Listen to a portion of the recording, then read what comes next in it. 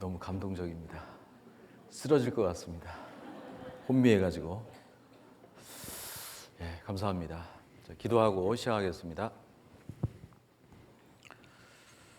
거룩하시고 자비로우신 살아계신 아버지 하나님, 저희들에게 오늘이라고 하는 귀한 하루를 허락해 주심을 참으로 감사드립니다. 더욱 감사하는 것은 말씀 앞으로 우리의 발걸음을 인도해 주시고 하나님의 말씀을 배울 수 있도록 허락해 주심을 감사드립니다. 머릿속에 기도하는 모든 분들, 이 하나님의 사랑을 모두 깨달아 천국 갈 수 있는 확실한 믿음을 소유할 수 있도록 하나님께서 은혜 베풀어 주시기를 간절히 소원합니다. 예수님의 이름으로 기도드렸습니다. 아멘.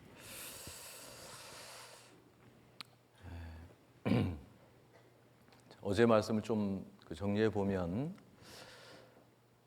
우리 성경 강연에 성경을 배우는 목적이 있겠죠.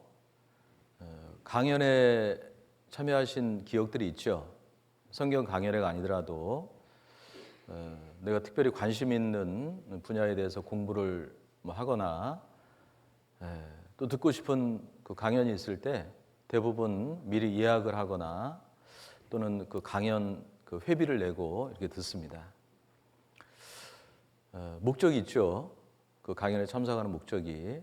이번 성경 강연의 목적은 하나님을 올바로 알고 그 다음에 하나님께서 우리들에게 주시기를 원하는 그 영원한 생명에 대한 그 답을 얻기 위함이다라고 말씀을 드렸습니다. 자, 그러기 위해서는 하나님께서 우리에게 영원한 생명을 주시는 거기 때문에 하나님의 존재를 확실히 알아야 됩니다. 이 진리의 말씀을 깨닫지 못하는 여러 가지 이유 중에 이 하나님의 존재를 잘 알지 못하니까 그 정말 중요한 아주 쉬운 답인데 그 답을요 명확하게 이해하지 못하는 경우가 많이 있습니다. 복음은 어렵지 않습니다. 아주 간단하고 쉬운데 먼저 해결돼야 될 문제가 하나님이 살아계시는구나. 그것을 확인해야 됩니다. 막연하게 어떤 분은 성경 강연에 참석해서 이제 알게 됐어요. 한 70%는 믿게 됐어요. 90%는 믿게 됐습니다. 90%는 많이 믿는 것처럼 생각하잖아요. 우리 학교 다닐 때 90점 맞으면 만족하죠? 그런데 하나님은 90% 가지고 안 됩니다. 100%.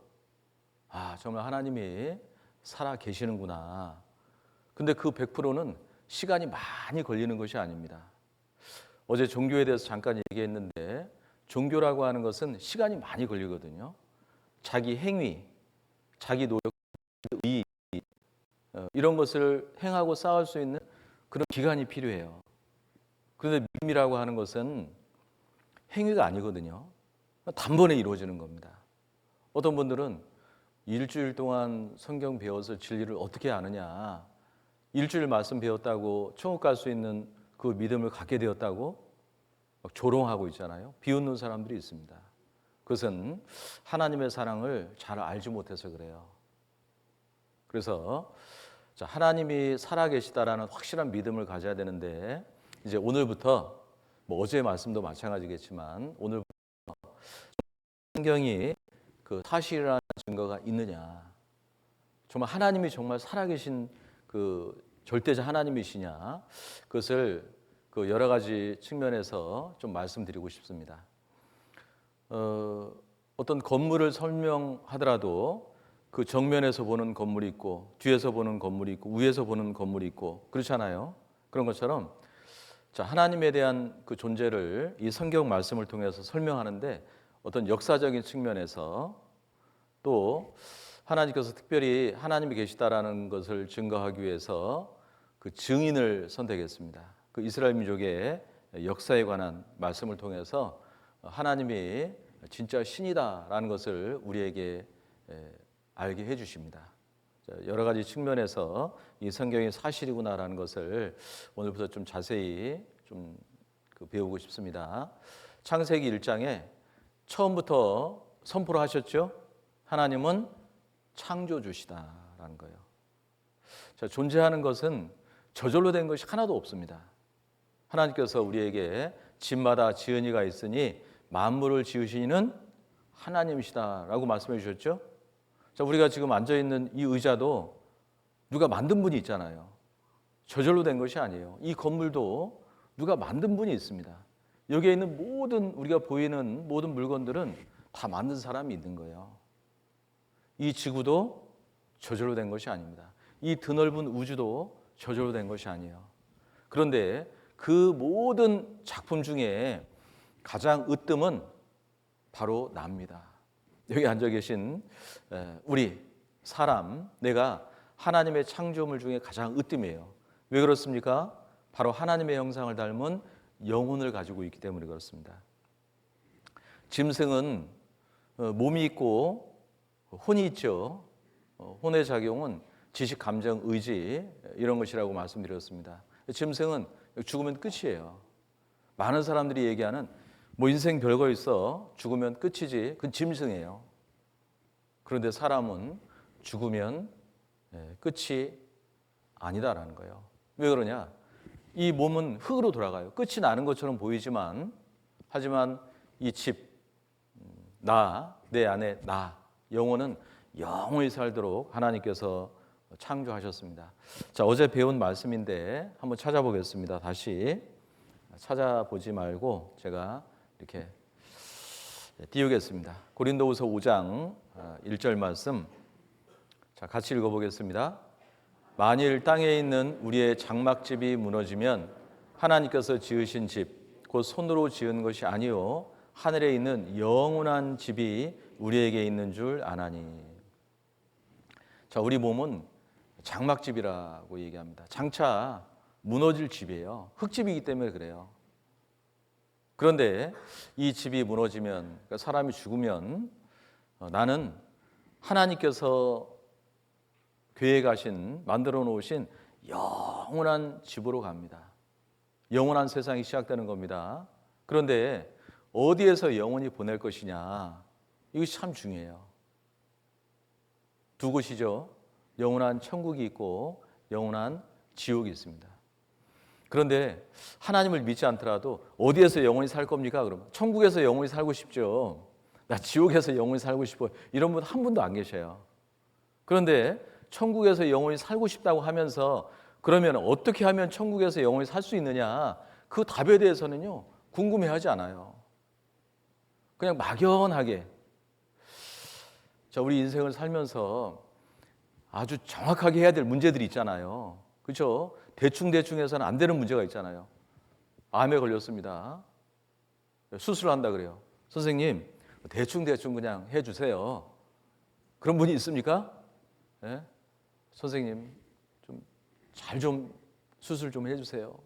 그렇죠? 간절한 마음으로 부탁을 할 거예요.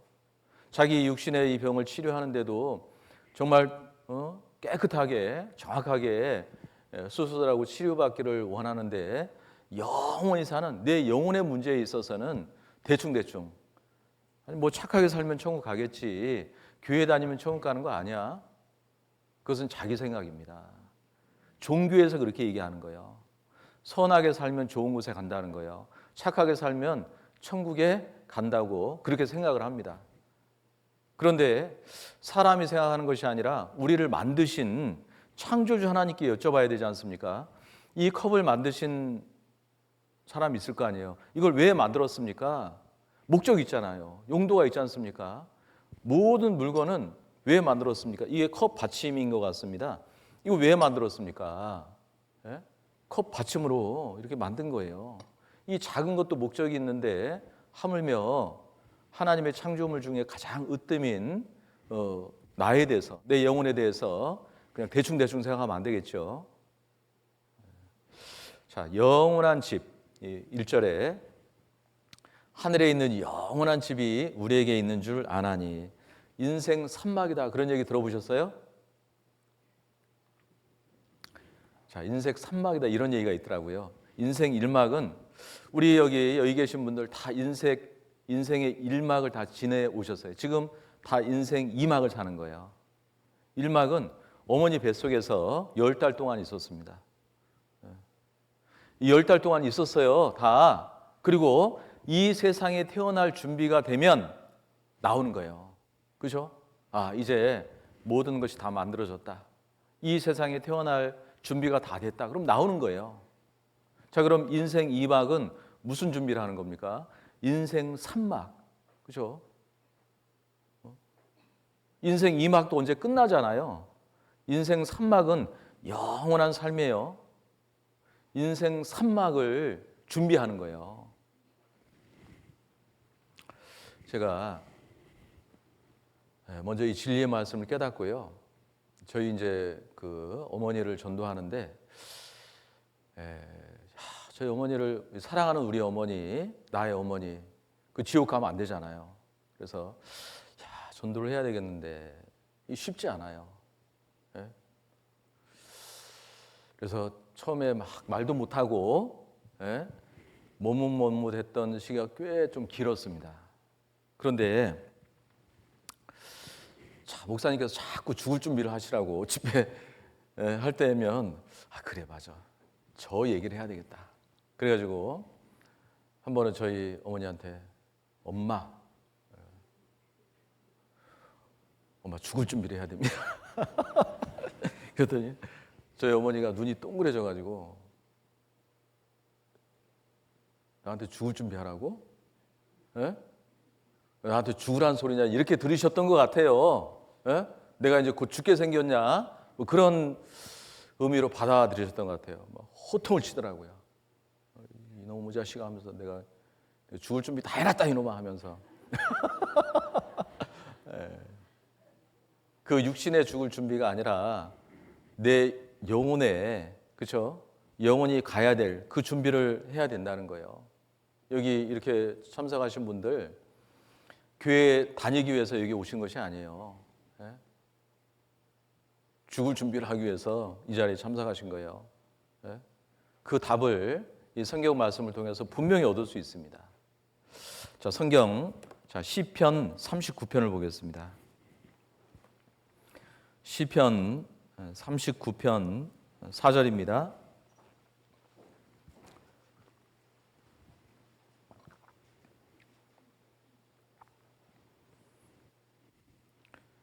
(4절) (5절) 말씀을 같이 읽어보겠습니다. 여호와여 나의 종말과 연한의 어떠함을 알게 하사 나로 나의 연약함을 알게 하소서. 주께서 나의 날을 손 넓이만큼 되게 하심에 나의 일생이 주의 앞에는 없는 것 같사오니 사람마다 그 든든히 선 때도 진실로 허사뿐이니이다. 여호와여 나의 종말과 나의 연한을 알게 하소서. 우리가 몰라도 되는 일들이 참 많습니다. 그런데 반드시 알아야 될 것이 있어요. 여호와여 나의 종말과. 사람은 종말이 있죠.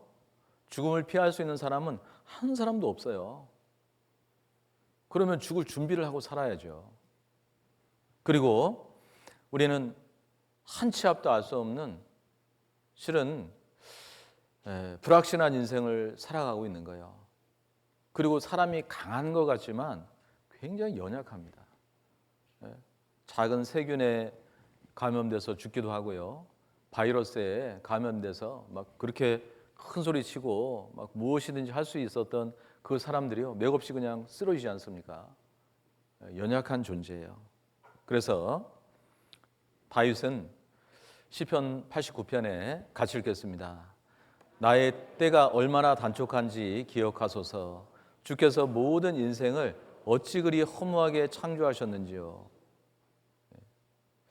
자, 7, 80년 그 인생이 실은 어떻습니까? 젊었을 때는요, 그걸 잘 모르더라고요.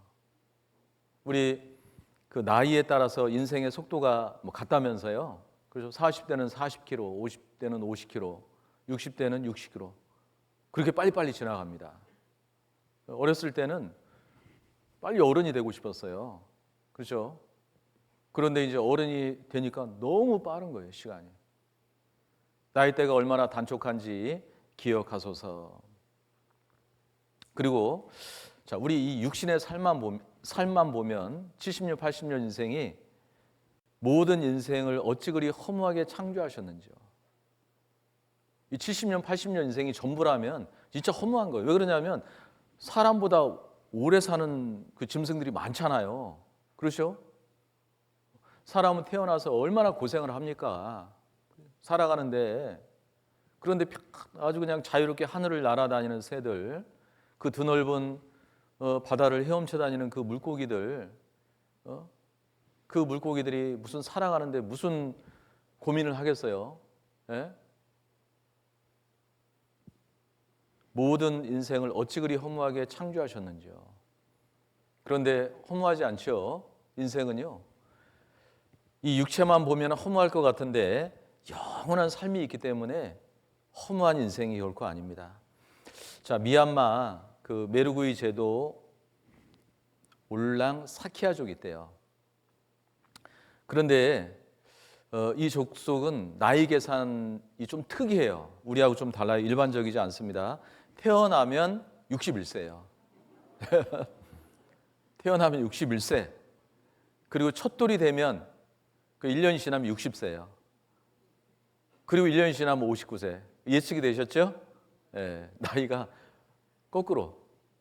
여기 그 지금은 어떤지 모르겠지만 올랑사키아족의 평균 수명이라고 하는 것이 있잖아요.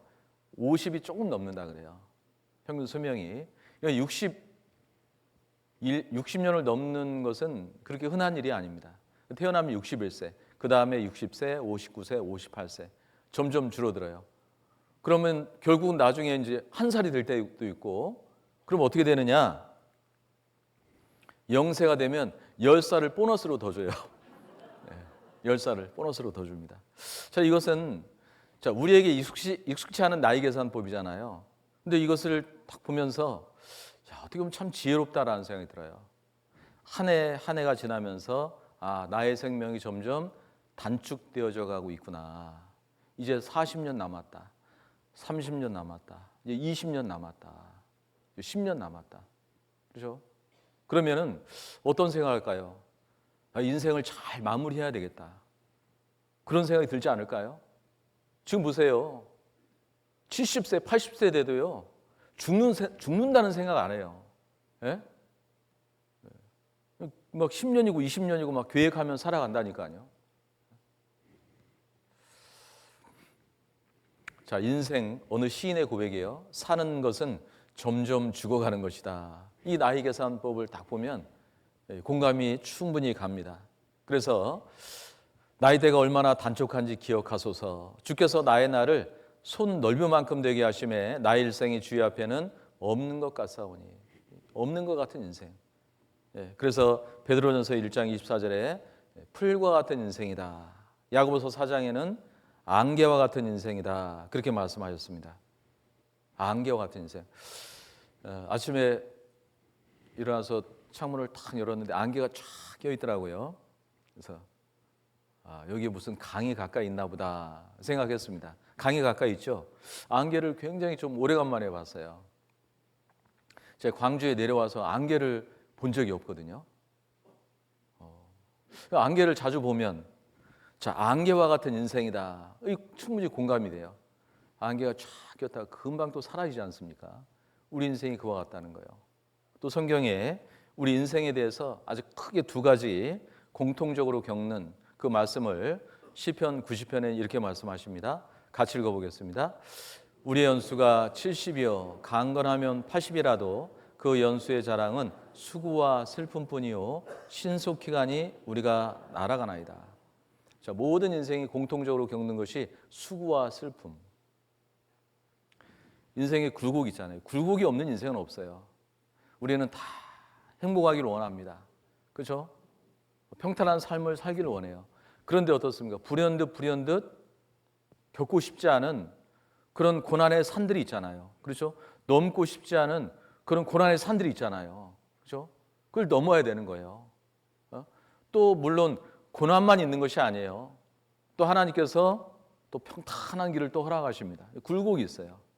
그렇죠? 고난만 있는 것도 아니고 행복만 있는 것도 아니고 그 굴곡이 있습니다. 자, 수고와 슬픔뿐이요. 그리고 또 한 가지 신속히가니 우리가 날아가나이다. 그렇죠? 이 영상을 제가 하나 보여드릴 텐데요.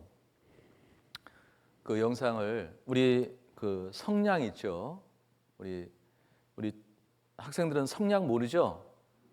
예, 성냥 있어요. 예, 성냥.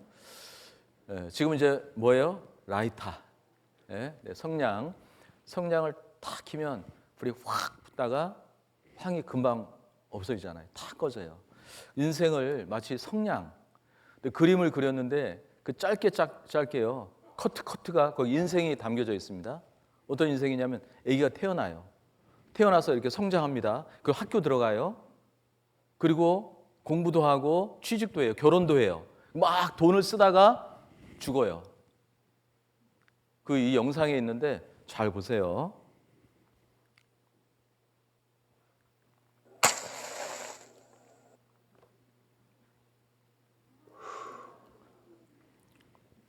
다 봤어요? 눈 깜짝할 사이에 지나갔죠? 실은 우리 인생이 이렇습니다. 눈 깜짝할 사이에 지나가는 거예요. 그런데 하나님께서는 우리에게 그 기회라고 하는 것을 주십니다.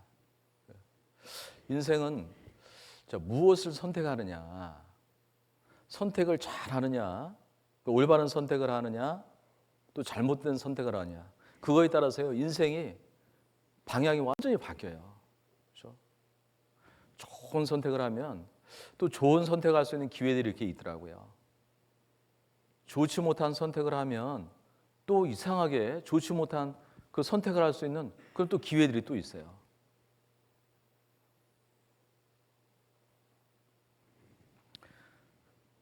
이렇게 성경을 배우는 가운데 정말 하나님이 살아계시다라는 것을 알게 되고, 그리고 하나님께서 우리 모든 인생들에게 주시기를 원하는 그 영원한 생명에 대한 답을 얻을 수만 있다면 성공한 사람이에요. 가장 행복한 사람이 되는 거예요. 그 답을 모두 다 얻기를 참으로 원합니다.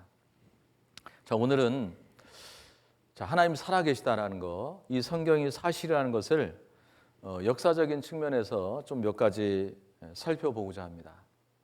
그래서 신명기 18장 21절 22절 말씀 같이 읽어보겠습니다. 내가 혹시 심중에 이르기를 그 말이 여호와의 이르신 말씀인지 우리가 어떻게 알리오하리라. 만일 선자가 있어서 여호와의 이름으로 말한 일에 증언도 없고 성취함도 없으면 이는 여호와의 말씀하신 것이 아니요 그 선지자가 방자히 한 말이니 너는 그를 두려워 말지니라. 내가 혹시 심중에 이를 마음 가운데, 지금 여기 앉아 계신 분 중에 그런 마음을 품으신 분들이 있을 수도 있어요. 근데 그것을 뭐라고 하는 것이 아닙니다. 그런 마음을 가질 수가 있어요. 자, 이 말씀이 하나님의 말씀이라는 걸 어떻게 알 수 있냐 이거예요. 그렇죠? 여호와께서 가라사대 하나님께서 말씀하시되 그렇다고 해서 하나님 말씀이냐? 예? 의문을 가질 수 있죠. 그런데 이 말씀이 하나님의 말씀이라는 것을 확인할 수 있는 두 가지 중요한 방법이 있는데 바로 증언과 성취함이라는 거예요. 자, 이 그림 보겠습니다. 성경은 사실인가? 자, 어제 성경에 기록된 그 시기에 대해서 말씀드렸죠. 예수님을 기준으로 해서 약 1500년경에 창세에 기록됐습니다. 구약 성경이에요. 그런데 그 기록된 당시 역사만 아니라 이 인류가 시작된 역사, 그리고 과거 역사가 자세히 중간중간에 기록되어 있어요. 근데 지금은 시대가 많이 지났기 때문에 우리는 확인할 수 있어요. 그 과거 사실을, 성경에 기록되어 있는 이 말씀이 사실인지 확인할 수 있어요. 그것을 증언이라 그래요. 증거가 있느냐 이거예요. 그리고 또 성경은 미래 역사에 대한 말씀이 기록되어 있거든요. 미래, 어떤 개인의 미래에 대해서, 또 어떤 도시 미래에 대해서, 어느 민족에 대한 미래 역사, 이 온 인류에 대한 미래에 관한 말씀이 기록되어 있어요. 자, 이미 지난 역사는 우리가 그 예언의 말씀이 그대로 성취되었는지 또 확인할 수 있어요. 자, 이분은 사이먼 그린리프라는 사람인데, 우리 증거라는 단어가 있고, 자, 증거학이라는 학문이 있어요. 근데 증거학이라는 학문을 처음으로 이렇게 기초를 잡은 사람이에요. 자, 이 사람이 이렇게 얘기합니다. 기독교는 세상에서 입증 가능한 종교다라는 거예요. 사람이 만든 종교가 있잖아요. 막연하지 않습니까? 예? 착하게 살면 복을 받는다는 거예요. 얼마나 착하게 살아야 되냐 이거예요. 그리고 또 죽으면 윤회를 한다 그래요. 예? 막연해요. 우리는 어떤 막연한 그 종교, 그것을 배우는 것이 아니라 확실한 진리, 명확한 하나님의 말씀을 통해서 확실한 진리, 이것을 우리는 배우기를 원합니다. 그래서 이 기독교, 이 성경을 통해서 증거와 예언의 성취를 통해서 우리는 확인하고 믿을 수 있다는 거예요. 성경이 사실이니까 그냥 믿으세요. 이것이 아니에요. 그런 분들은 어떻게 되냐? 무작정 믿는 분들 있잖아요. 그런 분들은 이런 얘기예요. 목사님 저도 옛날에 믿었어요. 옛날에 열심히 했어요. 근데 지금은요? 지금은 안 믿어요. 그냥 막연하게 믿은 거예요. 하나님이 계시겠지. 교회 다니면 복을 받겠지. 예? 막연하게. 믿음이라고 하는 것은 실은 변함이 없는 거예요. 그렇죠? 그래서 확인을 하고 믿든지 안 믿든지 선택을 하는 겁니다. 선택할 수 있는 그 시간을 우리는 갖는 거예요. 자, 먼저 창세기 2장을 한번 보겠습니다. 우리 인류의 조상이 살았던 곳, 인류 역사가 시작된 곳이죠. 창세기 2장 8절 말씀입니다. 여호와 하나님이 동방의 에덴에 동산을 창설하시고 그 지으신 사람을 거기 두시고 동방의 에덴에 동산을 창설하시고, 그래서 에덴 동산이라고 합니다. 그 지으신 사람을 거기 두시고, 아담과 하와, 우리 인류의 조상이죠. 아담과 하와를 거기 두셨습니다. 그런데 에덴 동산에 대한 그 위치를요, 하나님께서 정확히 말씀해 주셨어요. 10절 말씀이죠. 10절부터 제가 읽어보겠습니다. 강이 에덴에서 발원하여 동산을 적시고 거기서부터 갈라져 네 근원이 되었으니 첫째 이름은 비손이라. 금이 있는 하윌라 온 땅에 둘렀으며 그 땅의 금은 정금이요 그곳에는 베들리엄과 호마노도 있으며, 둘째 강의 이름은 기온이라. 구스 온 땅에 둘렀고 셋째 강의 이름은 히데겔이라. 아수르 동편으로 흐르며 넷째 강은 유브라데더라. 지금 이 지구의 전체 인구가 약 89억이라 그래요. 정확하진 않죠. 89억이라고 하는데, 그럼 과거로 쭉 이렇게 거슬러 가면은 지금 이제 89억이라면 100년 전에는 더 적었겠죠. 그렇죠? 1000년 전에는 더 적었겠죠. 그렇죠? 2000년 전에는 더 적었을 거예요. 과거로 쭉 올라가다 보면 한 사람이 등장합니다. 바로 아담이에요. 그리고 하나님께서 그 사랑의 짝 아담과 하와를 통해서 인류가 번성됐어요. 어제 사도행전 17장에 하나님께서 한 혈통으로 만드사, 그렇죠? 혈통에 대해서 말씀하셨죠. 혈통은 뭐예요? 한 사람으로부터 시작되었다. 조상이 같다라는 의미예요. 모든 인류의 조상은 누구냐? 바로 아담과 하와예요. 그런데 아담과 하와가 살았던 장소가 있어요. 에덴 동산이에요. 자, 그런데 에덴 동산이 만약에 에덴 동산이 어디 있을까요? 제가 물어봤어요. 교회 다니는 분한테. 에덴 동산이요? 그 생각 안 해봤는데요. 에덴 동산이요? 글쎄요. 어디 지구 바깥에 있습니까? 저한테 물어보더라고. 제가 물어봤는데. 예? 에덴 동산? 뭐 상상의 동산이에요. 만약에 에덴 동산이 상상의 동산이라면 아담과 하와도 상상의 인물이에요. 에덴 동산이 이 지구에 없다면 아담과 하와도 지구 사람이 아니에요. 우리 인류 조상, 지구 어딘가에 살았는데 그 살았던 곳이 에덴 동산이다. 그것을 확인하는 것은 이 성경이 사실한 것, 우리 인류의 조상이 아담과 하와라는 것을 또 확인할 수 있는 그런 중요한 어떤 방법이 될 거예요. 그럼 에덴 동산이 실제 했냐 이거예요. 어디에 있었냐? 창세기 2장에 4개 강이 흐른다 그랬는데요. 자, 첫 번째, 두 번째 강은 지금 없어요. 이런 강의 이름이 없어요. 근데 세 번째 강, 네 번째 강, 유프라테스 강, 티그리스 강은 지금도 있잖아요. 그렇죠? 인류 최초 문명의 발생지 메소포타미아 문명, 바로 그곳입니다. 자, 여기 한번 그림 보겠습니다. 에덴 동산, 여호와 하나님이 동방의 에덴에 동산을 창설하시고, 성서의 에덴 동산은 어디에 있었을까? 많은 사람들이 궁금했어요. 그런데 결론은 뭡니까? 에덴 동산은 메소포타미아에 있었다라는 거예요. 자, 월간과학, 학생들이 보는 과학 잡지예요. 92년 12월 그 기사 내용이에요. 자, 학생들이 보는 과학 잡지에 사실이 아닌 것을 사실로 발표하면 이거 보겠어요? 다른 것도 아니고 과학 잡지인데. 수천 년이라는 긴 세월 동안 세계 많은 사람들에게 계속 일으켜온 성서, 에덴 동산의 아담과 이브 이야기, 노아의 방주, 바벨탑, 소돔 고모라의 멸망, 모세의 출애굽 등등등, 이 모든 것은, 성경에 기록되어 있는 모든 것은 역사적 사실의 반영이라는 것이 밝혀지고 있다는 거예요. 이건 기독교 잡지가 아닙니다. 1981년도에 미국 콜롬비아 우주선입니다. 이 지구로 다시 오다가요, 공중에서 폭발했어요. 그런데 그 지구를 돌다가 이 당시 80년대는 어떤 시대였습니까? 미국과 지금 중국이 굉장히 대립하고 있잖아요. 그죠? 이 당시에는 미국하고 이라크하고 굉장히 대립했던 시기예요. 후세인 들어보셨죠? 미국도 이 핵무기 있지, 우리는 생화학 무기 있다. 이거 하나 터뜨리면 뉴욕 시민 다 죽어. 저 미국에서요, 그 우주선들이 이렇게 많이 쏘아 올렸지 않습니까? 이 중동 지역, 특히 이라크 지역을 쫙 사진 촬영을 한 거예요. 군사적인 목적이었겠죠. 당시 기술로는 지하 5m까지 사진을 찍었답니다. 근데 사진을 착착착착 찍었는데 그 사막 지역에서 볼 수 없는 이 지층이 나온 거예요. 이게 뭐냐?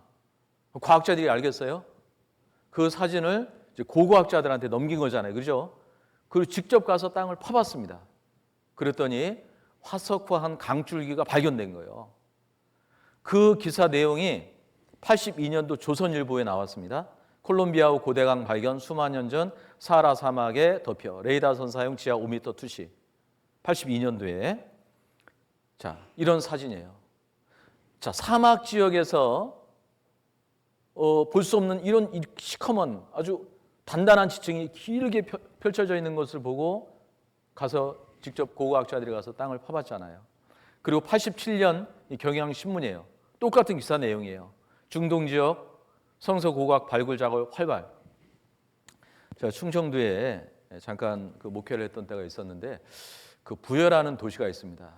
자, 부여는요, 건축하기가 굉장히 어려워요. 왜 그러냐면 집을 짓기 위해서 땅을 팝니다.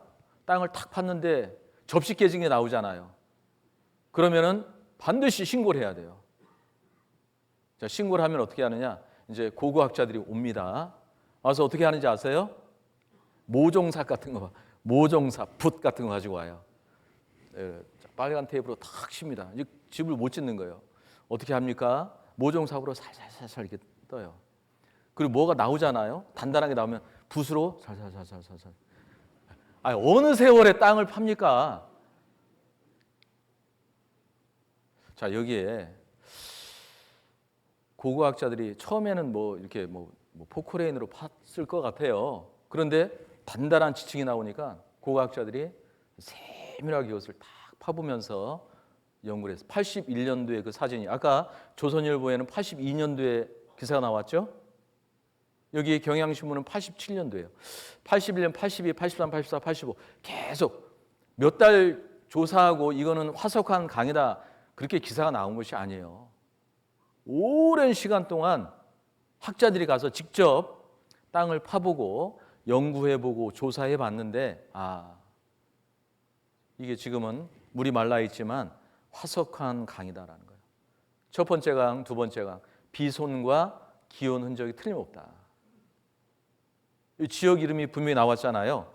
자, 하윌라, 여기 보세요. 하윌라 지역, 구스 지역, 그 다음에 아수르 지역. 이게 지명입니다. 이 중동 지역이에요.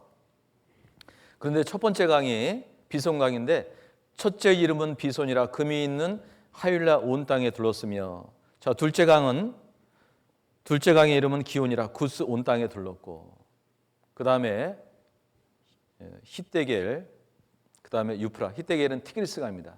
자 유프라테스강 티그리스강 이 지역이 바로 에덴 동산 옛자리입니다. 그래서 자 2003년도에 미국과 영국의 그 연합국이요 이라크를 공격했습니다. 눈에 가시잖아요. 결국 공격했어요.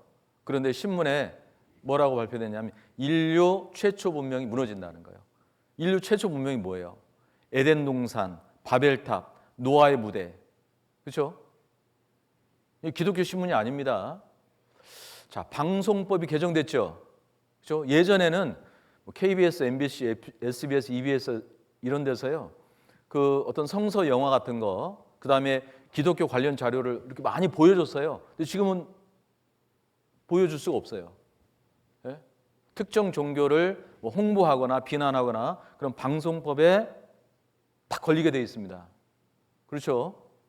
그런데 이 신문에 인류 최초 문명이 무너진다. 에덴 동산 그 옛 자리 전쟁으로 인해서 파괴된다라는 거예요. 그리고요 전쟁이 끝난 다음에 또 이런 기사가 나왔어요. 미국 에덴 동산 복원에 나섰다. 자 그것이 에덴 동산 옛자리라고 하는 증거가 충분히 있기 때문에 언론에서도 세상에서도 이렇게 얘기하는 거예요. 그리고 거기에 유프라테스강, 티그리스강이 한때 그 메말라 갔던 때가 있었는데 그때 기사는 또 이렇게 나옵니다. 에덴 동산이 타들어간다요. 네? 자, 창세기 1장 7절 말씀 같이 읽어보겠습니다. 아닙니다. 자, 취소. 네. 이렇게 좀 실수해야 재밌죠. 네. 갑자기 에덴 동산 하다가 그래도 참 이렇게 하라고 하니까 잘해요. 다 구원 받을 것 같아요. 얘기할 게 있는데 얘기를 안 하고 넘어가가지고 자 에덴 동산에 대한 이 말씀이 자 창세기 2장에 기록되어 있는 이 증거가 어때요? 부족합니까? 자료들이 무궁해요. 영상도 있습니다. 지금은 사막 지역이지만 옛날에는 물과 풀이 풍성했던 짐승들이 엄청나게 많이 살았던 그런 그 땅을 팠는데 거기에 그 동물 벽화들 그런 그림들이요 또 엄청나게 많이 발견된 거예요. 사막 지역에서 도저히 살 수 없는 큰 맘모스 같은 짐승들이 있잖아요. 아주 사실적으로 똑같이 그려진 거예요. 예전에는 지금 이렇게 사막 지역이고 나무도 별로 없지만 예전에는 이런 짐승들이 살고 있었구나. 그것을 알게 된 겁니다. 그래서 에덴 동산에 대한 이 말씀이 증거가 충분히 있다. 그리고요. 자, 어제 잠깐 말씀드렸는데 하나님께서 아담에게 선악과 먹지 말라. 선악과를 먹었어요. 그래서 에덴 동산에서 쫓겨난 사건이 있습니다. 자, 에덴 동산에서 쫓겨났어요. 그 이후에 아담 그 자손들이 쭉 이렇게 번성을 했잖아요. 번성을 하다가 죄악이 아주 충만한 때가 있었어요. 그때를 하나님께서 노아 시대, 노아의 때, 노아가 살아가던 그때 이 세상을 보니까요, 죄악이 충만한 세상이라 그랬어요. 자, 성경 창세기 6장을 보겠습니다. 창세기 6장 5절 말씀입니다. 창세기 6장 5절에서 8절까지 말씀을 같이 읽어보겠습니다. 여호와께서 사람의 죄악이 세상에 관영함과 그 마음의 생각과 모든 계획이 항상 악할 뿐임을 보시고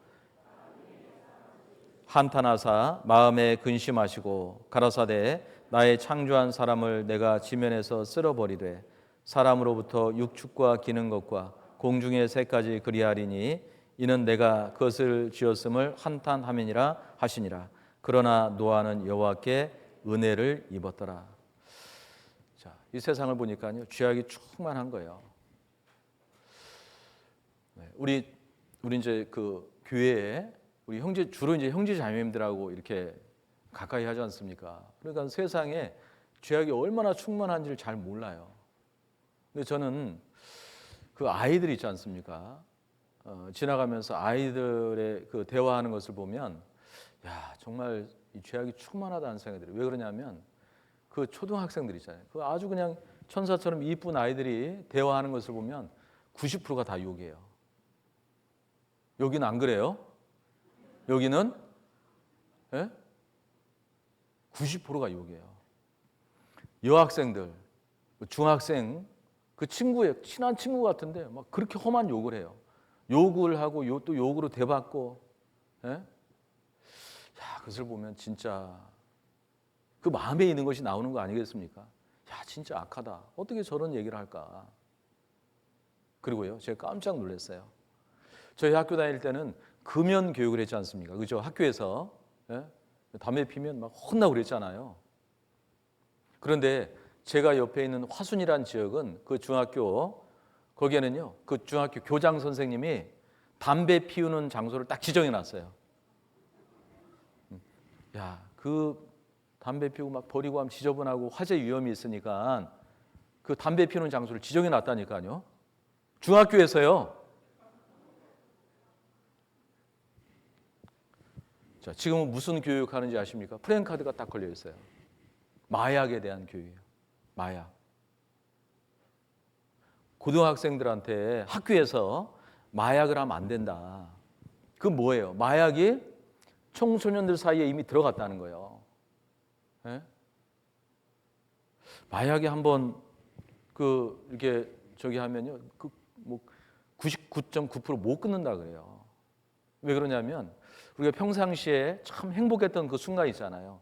그 행복했던 순간 도파민이 나오는데 마약의 종류에 따라 다른데 일반적으로 마약을 하면 그 행복했던 그 순간에 10,000배 이상의 도파민이 배출이 된대요. 그러니까 막 환상적이 되는 거예요. 너무 행복한 거예요. 해볼랍니까? 예?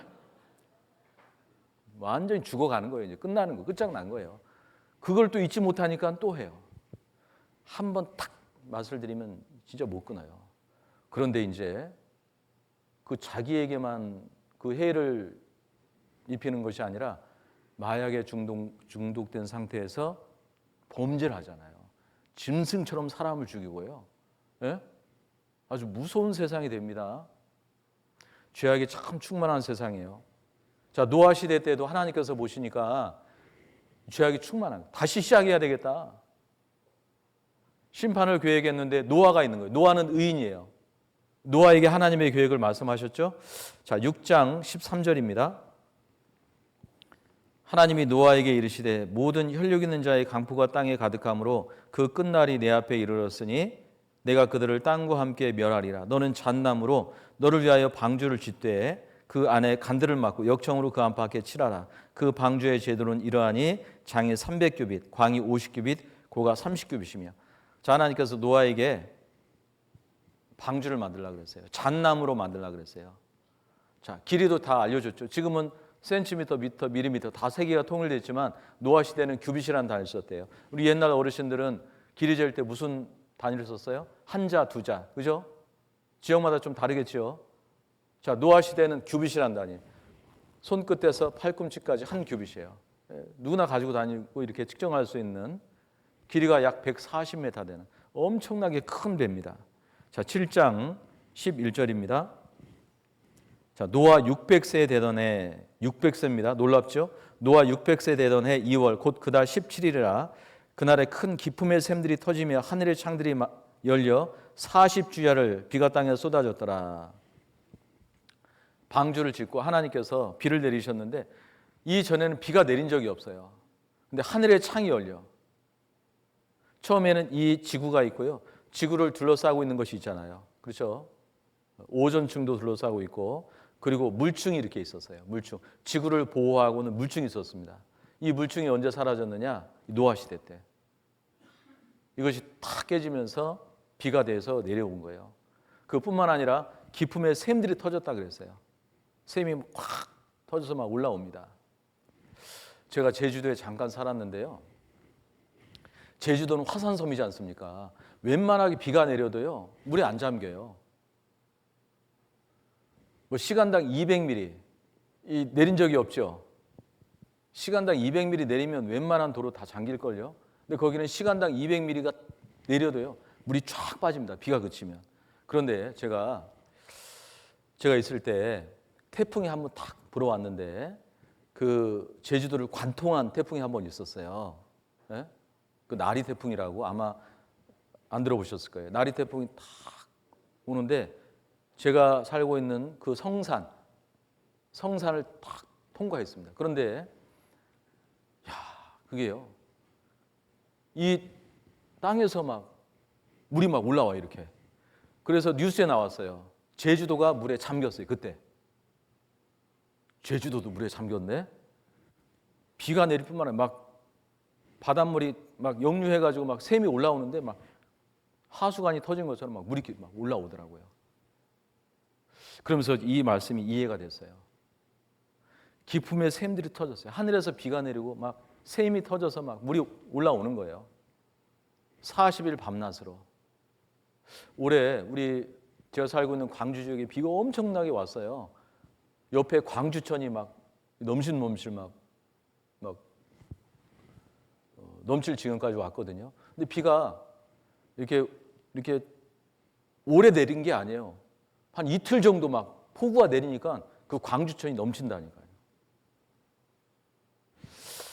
자, 저는 이 말씀이 정말 충분히 이해가 됩니다. 40일 밤낮으로 비가 내리고, 그리고 기품의 샘이 터져서요, 막 물이 막 올라온 거예요. 천하의 높은 산이 다 잠긴 거예요. 그런데 자, 이것을 창세기 1장 7절 말씀 같이 읽겠습니다. 하나님이 궁창을 만드사 궁창 아래의 물과 궁창 위의 물로 나누게 하심에 그대로 되니라. 창세기 1장에 창조의 순서가 쭉 기록되어 있는데 궁창은 하늘입니다.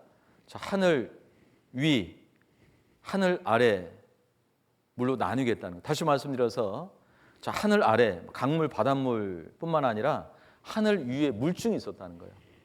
지구를 덮고 있는 물중. 이것이 언제 깨졌느냐? 노아 홍수 때 깨진 거예요. 그래서 자, 하늘의 하늘도 찬양하며 하늘 위에 있는 물들도 찬양할지어다. 하늘 위에 있는 물. 아니, 지구가 1674km로 자전을 하지 않습니까? 10만 7천 km로 공전하는데 총알의 30배로 달리는데 이 물층이 있다는 것이 이해가 안 되더라고요. 저는 처음에 지구가 달리는데 물층이 깨지지 않고 달릴 수 있을까? 예, 그 가능합니다. 중력의 힘으로 이걸 딱 잡고 있는 거예요. 그 토성 있잖아요. 토성에 띠가 있다는 거 아시죠? 토성의 띠. 그 토성도 무서운 속도로 자전거가 공전합니다. 그 토성의 띠가 뭐로 이루어졌냐면 얼음 조각이에요. 얼음 조각. 네? 작은 암석 조각이에요. 그것을 달고 달립니다. 토성도 그렇고 천왕성도 그렇고 해왕성도 그렇고 띠가 있어요. 띠가. 지구에 물층이 있다는 것이 이것이 아주 놀라운 일은 아닙니다. 영상 한번 보겠습니다. 안녕하세요. 우주 플리즈입니다. 태양계라는 단어를 들으면 어떤 이미지가 떠오르시나요? 아마도 대부분 둥근 모양의 지구를 포함한 8개의 행성들, 그리고 아름다운 고리를 가진 토성까지 떠올리실 겁니다. 그런데 사실 우리가 알고 있는 행성의 모습은 실제와는 조금 다릅니다. 토성의 아름다운 고리는 얼음 조각일 뿐이고 목성은 거대한 기체로 된 가스 덩어리죠. 태양계의 6번째 행성이면서 2번째로 큰 행성인 토성, 그리고 태양계에서 가장 아름다워 보이는 행성입니다. 특히 넓게 분포한 고리가 인상적입니다. 고리의 구성 성분은 대부분 얼음 조각들이고 암석들도 소량 분포되어 있습니다. 이런 조각 잔해들의 크기는 먼지만한 크기에서 바위만한 크기까지 다양합니다. 2002년 10월 21일 카시니 하이언스 탐사선이 이 사진을 찍을 때 토성에서 2억 8,500만 킬로미터 떨어져 있었습니다. 그리고 2004년 3월 27일 토성의 궤도에 거의 도달하면서 이렇게 생생한 사진을 촬영했습니다. 태양계의 7번째 행성 천왕성, 특이하게 자전축이 옆으로 누워 있습니다. 이 사진은 보이저 2호가 1999년에 천왕성을 근접 비행하며 촬영한 것입니다. 그리고 2004년 7월 11일과 12일에 이틀에 걸쳐서 케크 망원경으로 얻은 천왕성의 사진입니다. 2011년 11월 허블 망원경으로 멋진 천왕성 사진을 촬영했는데 색상 처리를 한 사진을 보면 빨간색으로 고리가 보입니다. 태양계의 마지막 8번째 행성인 해왕성. 태양과의 거리는 약 45억 킬로미터입니다. 해왕성에 근접한 유일한 우주선은 보이저 2호입니다. 보이저 2호가 찍은 이 사진을 보면 해왕성 표면에 거대한 폭풍이 보입니다. 보이저 2호가 임무를 완수하고 더 멀리 떠나기 전에 해왕성의 대기에 밝은 구름 줄무늬가 보이는 사진을 촬영했습니다. 이 사진은 2022년 9월 21일 제임스 웹 우주망원경으로 해왕성을 적외선 촬영한 것입니다. 해왕성의 고리까지 선명하게 보입니다. 여기까지 태양계 행성들의 모습을 살펴보았는데요. 천왕성과 해왕성에 대한 탐사 자료는 아직 부족해서 많이 소개해드리지 못해 아쉽습니다. 자, 토성에 띠가 있다는 것은 뭐 다 알지 않습니까? 근데 청왕성과 해왕성도 그 띠가 있는데 지금 정확하게 알 수 없어요. 어떤 것으로 이루어졌는지. 근데 토성의 띠는 그 얼음 조각, 작은 암석 조각으로 둘러져 있습니다. 지구가 물층으로 이렇게 둘러져 있다는 것이 뭐 그게 이상한 내용은 아니에요. 그런데 그 물층이 노아 홍수 때 탁 사라진 거예요. 깨진 거예요. 이 지구로 다 쏟아진 거예요. 그리고 150일 동안 물이 창이라고 150일 후에 물이 점점 줄어들면서 노아 방주가 딱 멈춘 곳이 있습니다. 창세기 8장을 보겠습니다. 8장 1절부터 제가 읽어보겠습니다. 하나님이 노아와 그와 함께 방주에 있는 모든 들짐승과 육축을 건너마사 바람으로 땅 위에 불게 하심에 물이 감하였고 기품의 샘과 하늘의 창이 막히고 하늘에서 비가 그침에 물이 땅에서 물러가고 점점 물러가서 150일 후에 감하고 7월 곧 그달 17일에 방주가 아라랏산에 머물렀으며. 자, 아라랏산에 머물렀다. 자, 그런데 참 너무나 감사하게도 이 아라랏산이라는 지명 지금 있어요. 해발 5,165m. 자, 노아 홍수 이야기 신화인과 또 실화인과 신화냐 실화냐 한번 보겠습니다. 자, 홍수연에는 이 오존층이 있고 그리고 물층이 있었어요. 근데 이 물층이 노아 홍수 때 지구로 다 쏟아졌죠. 대기권 위 투명 수막으로 지구가 보호되어 있었다. 그리고 인간 수명 900살 가능했다. 아까 노아 600세 되던 애 홍수가 났다 그랬죠. 자, 왜 900살 이상 가능했느냐? 노아 홍수 전에는 하늘에 물층이 존재했어요. 그래서 태양으로부터 오는 해로운 광선들을요 거의 다 차단을 했습니다. 그리고 사람이 오래 살 수 있어요. 지구 환경이 지금과 같지 않았습니다. 사람이 살 수 있는 정말 좋은 조건, 오래 살 수 있는 그런 조건을 가지고 있었습니다. 그런데 그 수명이 갑자기 줄어든 거예요. 언제 줄어들었냐면, 자, 인간의 수명 왜 짧아졌는가? 이거 보십시오. 아담은 930세까지 살았어요. 노아 600세에 홍수가 나고 350년 더 살았어요. 950세까지 살았습니다. 자, 노아의 아들 셈 600세까지 살았어요. 그 이후에 수명이 쫙 갑자기 줄어들잖아요. 자, 노아와 그 아들 셈 무슨 사건이 있었냐? 홍수 사건이에요. 그리고 다윗 지금의 70세, 우리 지금 수명이죠. 그 많은 물은 어디로 갔냐 이거예요. 자, 물은 순환하죠. 물은 증발해서 없어지는 것이 아닙니다. 물이 순환을 해요. 수증 위로 올라갔다가 응결 과정, 그 다음에 강수가 돼서 여기 땅으로 내립니다. 자, 물은 순환하는데 지구를 다 덮고 있던 그 물은 어디로 갔을까요? 자, 시편 33편 7절 같이 읽겠습니다. 저가 바닷물을 모아 무더기같이 쌓으시며 깊은 물을 곳간에 두시도다. 자, 바닷물을 무더기같이 쌓으셨다는. 자, 이런 말씀을 어떻게 사람이 기록할 수 있습니까? 이 물을 쌓을 수 있을까요? 예? 근데 쌓으셨다는 거예요. 예, 얼음으로 만들면 쌓을 수 있겠죠. 그리고 깊은 물을 물 곳간을 만드신 거예요.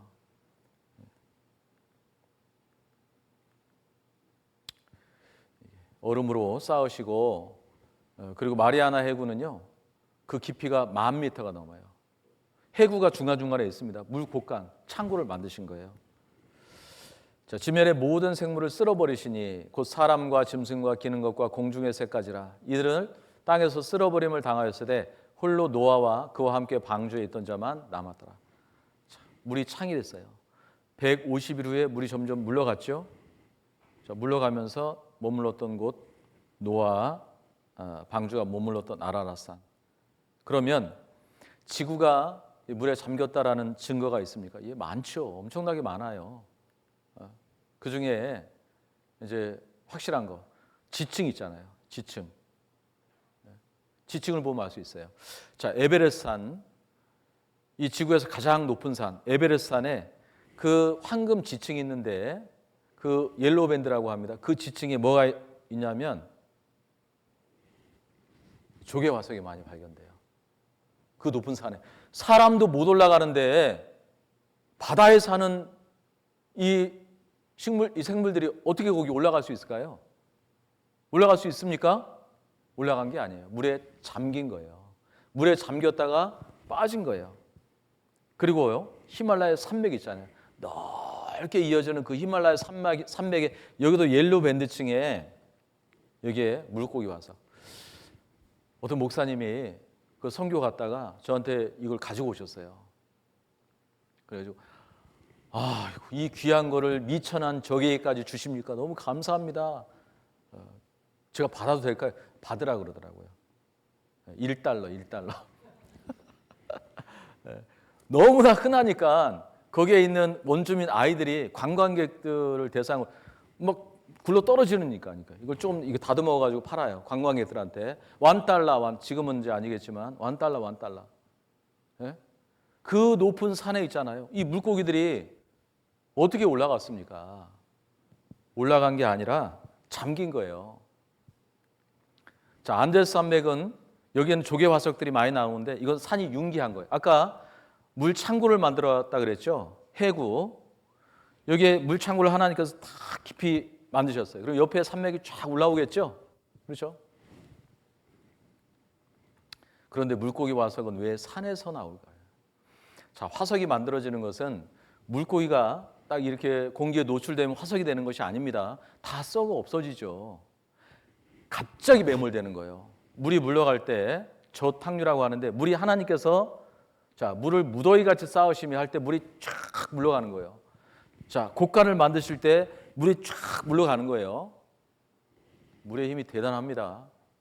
그러면서 이 화석의 98%가 해양식물이에요. 바다 속에서 일어난 사건입니다. 자, 이런데 이렇게 물고기 화석도 있잖아요. 이렇게 예? 갑자기 매몰된 거예요. 아니, 높은 산에 어떻게 이렇게 물고기가 살았습니까? 아니에요. 물에 잠겼고 물이 물러가면서 저탕류, 물만 탁 물러가는 게 아니잖아요. 거기 많은 흙덩이들, 그죠? 산에 가보십시오. 산에 큰 돌들, 바위들이 막 있어요. 누가 그거 올려놨습니까? 올려놓은 것도 있긴 하지만 그 물의 힘으로 있잖아요. 거기 탁 위치에 탁 멈춘 거예요. 예? 물의 힘입니다. 로키 산맥에 또 이런 물고기 화석들이 이렇게 발견되는 거예요. 예? 물에 잠긴 겁니다. 물고기 화석 산에서 발견되는 것은 옛날에는 바다였다는 증거다라는 거예요. 자, 물이 땅에서 물러가고 점점 물러가서 150일에 감하고 자, 지구를 덮고 있는 물이 쫙 물러갔습니다. 자, 그러면서 지구를 쫙 펼쳐보면 놀라운 사실이 하나 있어요. 뭐냐면 바다호수예요. 바다호수. 아니, 소금호수. 네? 바닷물이 쫙 물러가면서 중간중간에 이렇게 빨갛게 동그랗게 표시되어 있는 것이 이게 바로 소금호수예요. 자, 민물은 짜면 안 되지 않습니까? 근데 이게 짠 거예요. 제가 몽골에 몇 번 가봤는데 몽골에 그 내륙이잖아요. 사막이 굉장히 드넓은 지역에 소금 호수가 있더라고요. 바로 물에 잠겼던 거예요. 7월 곧 그달 17일에 방주가 어디에 머물렀다고요? 아라랏산에 머물렀으며 아라랏산에. 자, 지구 전체요. 해발 4,000m. 해발 4,000m 이상이면은 위의 정상은요. 다 빙산입니다. 해발 4,000m 이상 되는 봉우리가 약 1,500개 이상 돼요. 1,500개. 그런데 1,500개 가까운 그 봉우리에 정확하게 아라랏산이라고 말씀하시잖아요. 만약에 방주가 에베레스트에 머물렀으며 K2에 머물렀으며 그러면은 틀린 거예요, 성경이. 많은 그 높은 봉우리에 아라랏산에 머물렀으며, 아라랏산에 노아 방주가 지금 있는 거예요. 해발 5,165m, 관광객이 붐빈다는 거예요. 아라랏산정 얼음 속에 노아 방주가 있다. 자, 이곳은 아르메니아 공화국, 터키 옆에 아르메니아 공화국인데, 원래 아라랏산이요, 그 아라랏산에 그 노아 방주가 묻힌 그 지역이 처음에는 아르메니아 공화국 소유였어요. 이제 1차 세계대전 때 터키에게 빼앗겼습니다. 자, 아르메니아 공화국 그 수도 예레반에서 탁 찍은 사진이에요. 제가 왜 이걸 보여주냐면, 아르메니아 공화국 그 문장이 있어요. 국장이라고 하는데, 우리 여권에는 태극 문양이 딱 새겨져 있죠, 그죠? 아르메니아 공화국 여권에는 자, 이런 문양인데, 이것이 1992년도에 새로 만들어졌어요. 근데 여기 보면 가운데, 정 가운데 잘 보이시나 모르겠습니다. 산이 있어요, 산. 이 산이 아라랏산이에요. 그리고 그 위에 뭐가 있죠? 배가 있어요. 이게 바로 노아 방주입니다. 그래서 아르메니아 사람들은 이 아라랏산을 뭐라고 부르냐? 파더랜드라고 불러요. 우리 아버지의 산이다. 노아 방주가 있다는 것을 이분들은 확실히 믿습니다. 그냥 막연하게 믿는 것이 아니에요. 추정하고 믿는 것이 아니에요. 확인하고 믿는 거예요. 확인하고.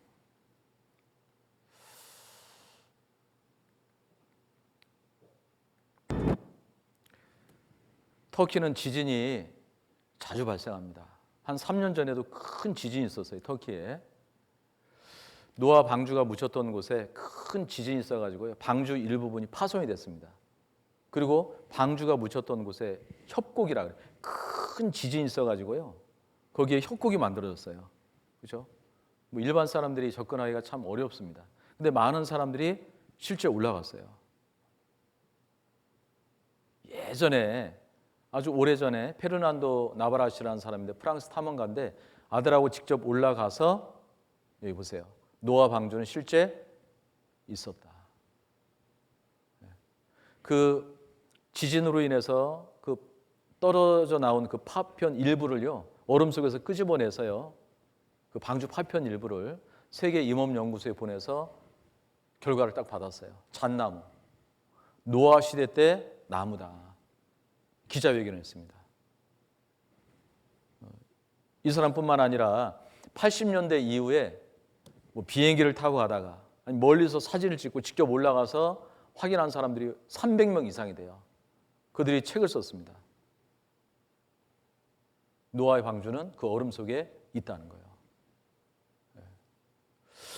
자, 해발 5,165m인데 약 4,100m 지점에 발견돼요, 노아 방주가.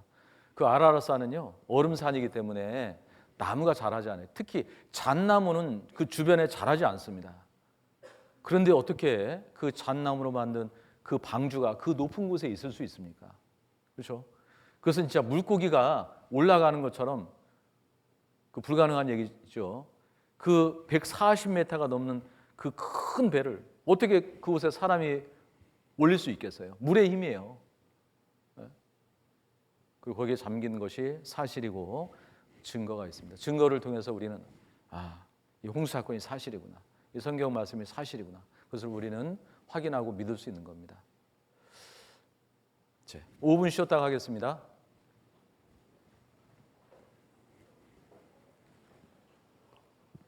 됐습니다. 35분 쉬기 시작해서 지금 40분인데요. 시간이 빨리 지나가죠. 옛날에는 초침이 어떻게 지나갔어요? 째깍, 째깍, 째깍 그렇게 지나갔어요. 근데 지금은 초침이 막 달려요. 쭉 달리더라고요. 5분이라는 시간도 번개같이 지나갔습니다. 자, 박수를 좀 치고 시작을 하겠습니다. 건강박수입니다. 주먹박수입니다. 주먹끼리 박수 쳐주세요. 만성 두통이나 어깨 부위 통증을 예방하는 박수입니다.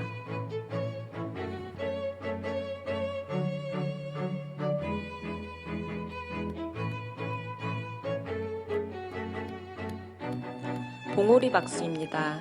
손 뒤꿈치끼리 박수 쳐주세요. 방광을 자극하는 효과가 있어 생식 기능을 좋게 하는 박수입니다.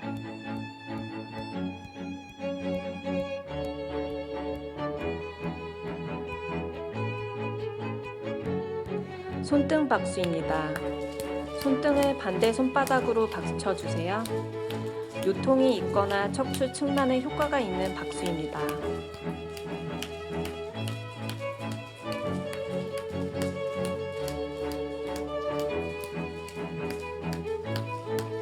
손가락 박수입니다.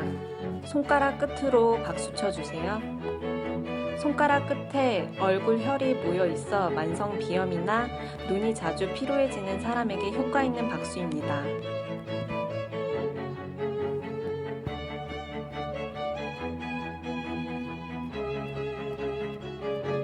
먹보 박수입니다. 주먹과 보자기를 번갈아 가며 박수 쳐주세요. 손바닥에 심장, 폐와 관련된 혈이 있어 심폐 기능을 좋게 하는 박수입니다.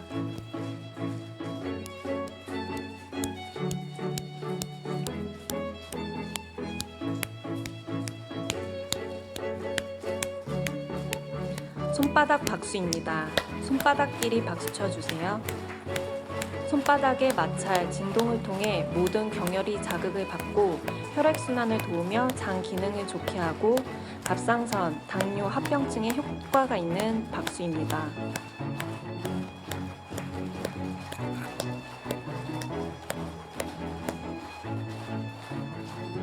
달걀 박수입니다.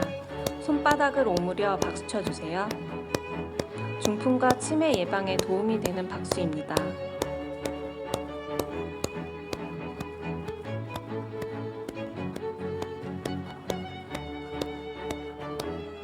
이상 건강박수였습니다.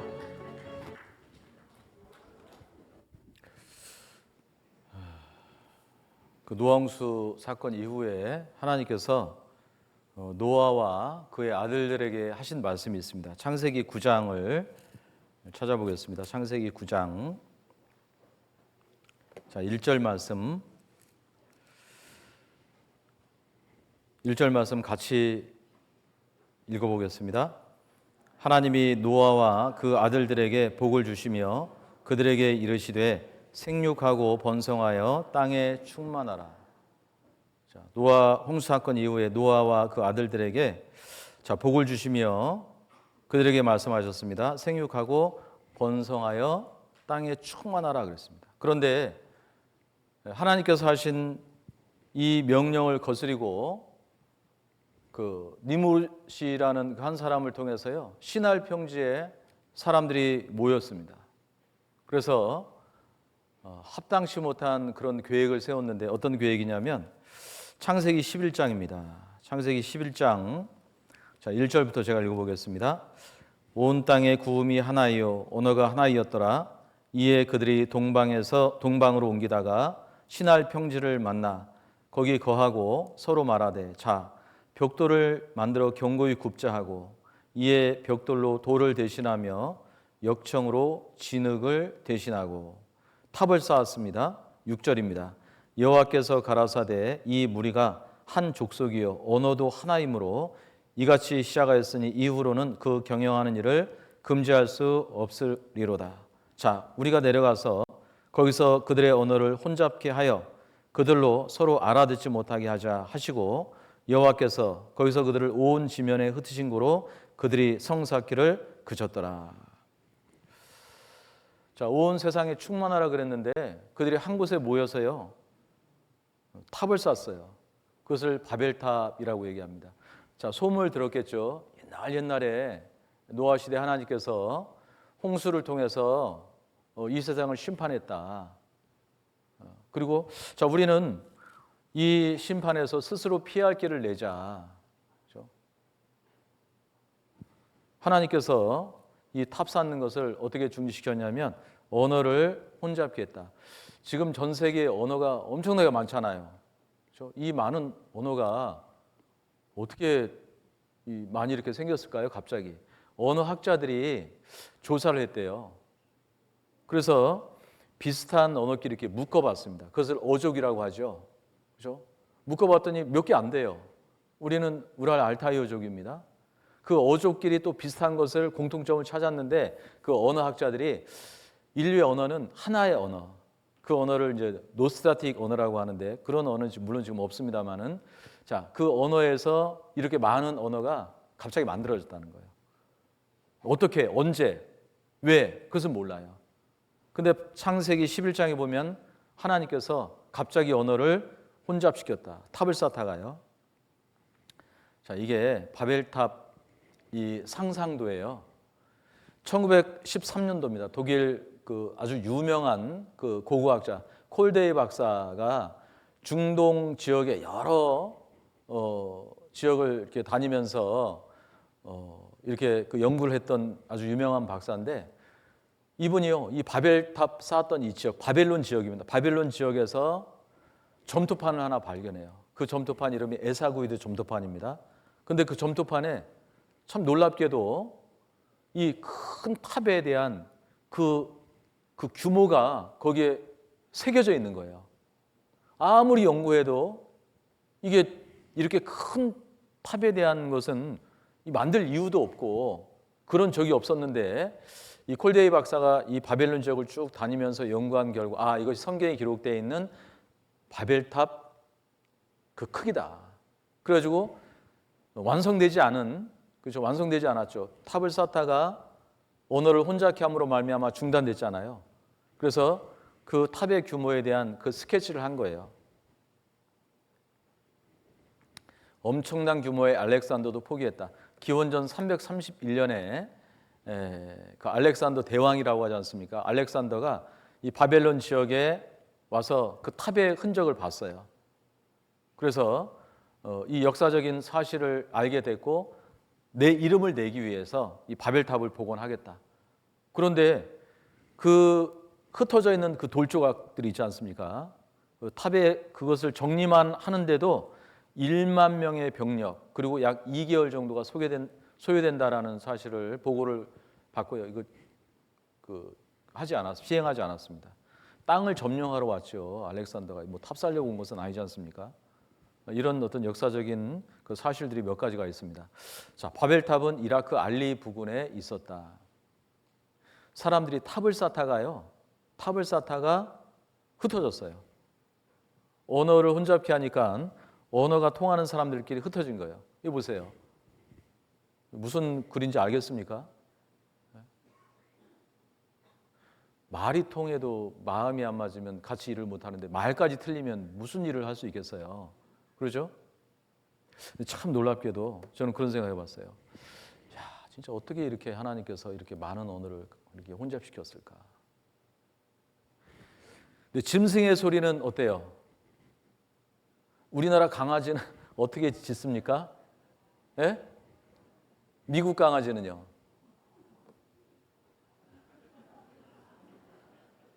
중국 강아지는 어떻게 짖어요? 우리 참새는 어떻게 짖어요? 미국 참새는요? 새는요? 다 똑같아요. 네? 미국 참새 소리 다르고 우리 한국 참새 다르고 미국 진돗개 소리 다르고 우리 진돗개 소리 다르고 안 그래요. 그런데 사람만 이렇게 언어가 달라요. 바로 탑을 쌓을 때 하나님께서 그 탑 쌓는 것을 중지시키기 위해서 언어를 혼잡시켰습니다. 자, 인류 언어의 뿌리는 하나다. 결국 하나다. 그리고 우리 셈족, 함족, 야베스족 그렇게 얘기하지 않습니까? 그 인류의 이동 경로, 세계사 시간에 배운 기억이 있어요. 바로 이 바벨론 지역이에요. 바벨론 지역인데 정확히 얘기하면 바벨탑을 쌓다가 서로 언어가 통하는 사람들끼리 흩어진 거예요. 동쪽으로, 서쪽으로, 북쪽으로. 하나님께서 처음부터 황인종, 흑인종, 백인종을 만든 것이 아닙니다. 이게 지역을 이동하면서 기후에 따라서, 음식에 따라서 얼굴 모양과 피부 색깔, 이것이 이제 변한 거예요. 하나님께서 처음부터 그렇게 만든 것은 아닙니다. 자, 그런데 이 바벨탑 사건이 왜 중요하냐면, 바벨탑을 쌓을 때 하나님을 찾는 사람이 한 사람도 없었던 거예요. 죄악이 충만했던 노아 시대에도 의인 노아는 있었잖아요. 여기 저는 잘 모르겠습니다만은 누구의 그 전도로 이곳에 오신 분이 계시죠? 그죠? 스스로 오지 않았을 거 아닙니까? 그죠? 누구의 어떤 전도로 성경 말씀 한번 배워봅시다 하고 이렇게 오셔서 지금 앉아 계시지 않습니까? 그런데 바벨탑 쌓을 때 하나님을 찾는 사람이 한 사람도 없는 거예요. 하나님은 모든 사람이 다 구원받고 천국에 오기를 원하십니다. 모든 사람이 다 영원한 생명에 대한 답을 얻기를 원하시는데 하나님을 찾는 사람이 없어요. 실패할 수밖에 없어요. 그래서 하나님께서 특별히 바벨탑 사건 이후에 하나님을 믿는, 하나님을 증거하는 그 사람, 그 민족을 하나님께서 딱 선택을 했어요. 그 사람이 누구냐? 바로 아브라함입니다. 자, 창세기 11장 뒤 창세기 12장 1절 말씀입니다. 창세기 12장 1절부터 제가 읽어보겠습니다. 여호와께서 아브라함에게 이르시되 너는 너의 본토 친척 아비집을 떠나 내가 내게 지시할 땅으로 가라. 내가 너로 큰 민족을 이루고 내게 복을 주어 내 이름을 창대케 하리니 너는 복의 근원이 될지라. 너를 축복하는 자에게는 내가 복을 내리고 너를 저주하는 자에게는 내가 저주하리니 땅의 모든 족속이 너를 인하여 복을 얻을 것이니라 하시니라. 하나님께서 아브라함을 선택하시고 세 가지 약속을 해주셨습니다. 내가 내게 지시할 땅으로 가라. 갈대아 우르에서 가나안 땅으로 약 직선 거리는 아니지만 대략 약 2,000km 이상의 거리예요. 그리고 내가 너로 큰 민족을 이루겠다. 그리고 너는 복의 근원이 될 것이라. 바로 복의 근원 예수 그리스도께서 이스라엘 민족을 통해서 태어나실 것이 미리 예언되어 있는 말씀이라고 할 수 있어요. 그런데 왜 이스라엘 민족이냐 이거예요. 자, 신명기 7장 7절에요. 같이 읽겠습니다. 여호와께서 너희를 기뻐하시고 너희를 택하심은 너희가 다른 민족보다 수요가 많은 연고가 아니라 너희는 모든 민족 중에 가장 적으니라. 이 당시에도 큰 민족이 있었을 거 아닙니까? 큰 민족을 선택해서 하나님을 증거하는 것은 참 어렵습니다. 왜 그러냐면 그 민족은 원래 강해. 그 민족은 원래 강대. 전쟁을 잘해. 무조건 승리해. 그러면은 하나님의 어떤 도우심과 능력을 나타내 볼 수가 없잖아요. 그래서 가장 적은, 가장 약한 한 사람, 작은 이스라엘 민족을 통해서 하나님의 말씀을 이루어지게 하시고 놀라운 기적과 같은 역사를 통해서 정말 하나님의 진짜 신이구나 라는 것을 나타내 보이시는 거예요. 그리고 아주 중요한 목적이 있습니다. 자, 이사야 43장 10절 말씀 같이 읽어보도록 하겠습니다. 나 여호와가 말하노라 너희는 나의 증인 나의 종으로 택함을 입었나니 이는 너희로 나를 알고 믿으며 내가 그인 줄 깨닫게 하려 함이라. 나의 전에 지음을 받은 신이 없었느니라. 나의 후에도 없으리라. 자, 이스라엘 민족은 너희는 나의 증인이라는 거예요. 우리 그 증거에 대해서 몇 가지 살펴봤죠. 에덴 동산에 대한 증거, 그렇죠? 노아 홍수 사건, 노아 방주에 대한 증거를 몇 가지 살펴봤죠. 그런데 하나님께서 증인을 세우신 거예요. 우리 증인이란 말 하죠. 그렇죠? 증인의 말은 힘이 있느니라. 확실하게 증거해 줄 수 있는 증인이 있다면 옳고 그름을 판정하는데 큰 도움이 될 거예요. 하나님을 찾는 사람이 없으니까 하나님을 증거하기 위해 하나님께서 특별히 이스라엘 민족을 선택한 거예요. 나의 증인, 그 여호와의 증인이라 그래요. 그래서 여호와의 증인은 내가 하고 싶다고 해서 여호와의 증인이 되는 것이 아닙니다. 거듭난 그리스도인은요, 그리스도의 증인이라고 얘기할 수 있어요. 근데 여호와의 증인은 하나님의 증인은 하나님께서 선택하셨어요. 이스라엘 민족이에요. 그래서 이스라엘 민족은 여호와의 증인이기 때문에 하나님께서 성경에 이스라엘 민족의 역사를 미리 기록해 두시고 그 말씀대로 이스라엘 민족의 역사가 이렇게 이루어져 가시고 약속된 것이 그대로 성취되는 걸 통해서 하나님은 살아계시는구나. 그걸 알 수 있는 거예요. 자, 워싱턴 DC 바로 앞에 있잖아요.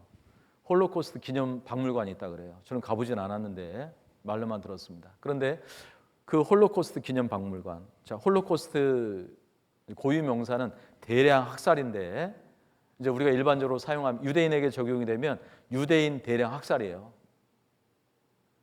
자, 2차 세계전 때 독일에 의해서 600만 명의 유대인들이 죽었습니다. 그것을 기념하기 위한 박물관은 세계 여러 곳곳에 만들었는데 워싱턴 DC 앞에 만들었어요. 그런데 그 입구에 딱 새겨져 있는 말씀이 있습니다. 그 말씀이 바로 이사야 43장 10절 말씀이에요. 자, 잘 안 보이죠? You are my witness. 이사야 43장 10절. 너희는 나의 증인이다 이거예요. 아니, 그 많은 다른 말씀들도 있고 꼭 성경 말씀이 아니더라도 그 입구에 새겨 놓을 수 있는 글이 많이 있을 거 아니에요.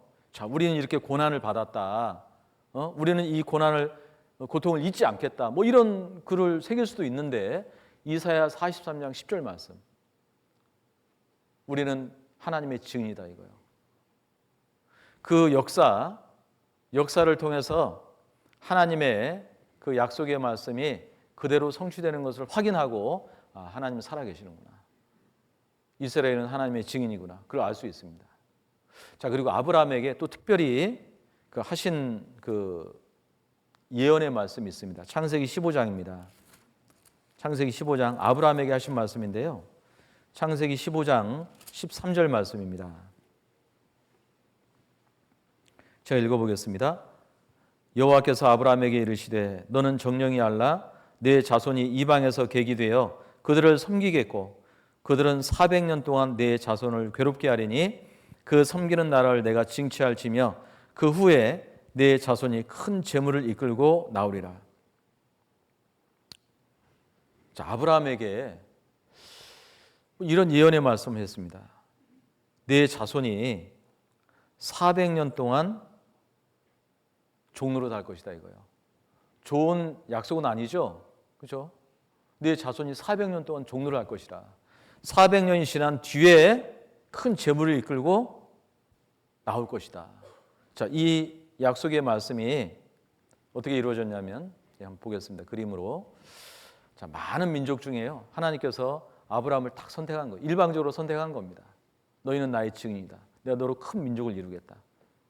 그리고 자, 아브라함이 이삭을 낳고요. 이삭이 야곱을 낳고 야곱이 12명의 아들을 낳았습니다. 12명의 아들. 그런데 이 12명의 아들 중에서 특별히 사랑했던 아들이 있었어요. 바로 요셉이라는 11번째 아들입니다. 지금은 아이들을 많이 안 낳죠. 그런데 우리 어르신들 자녀들 많이 낳죠. 스라에 몇 명이에요?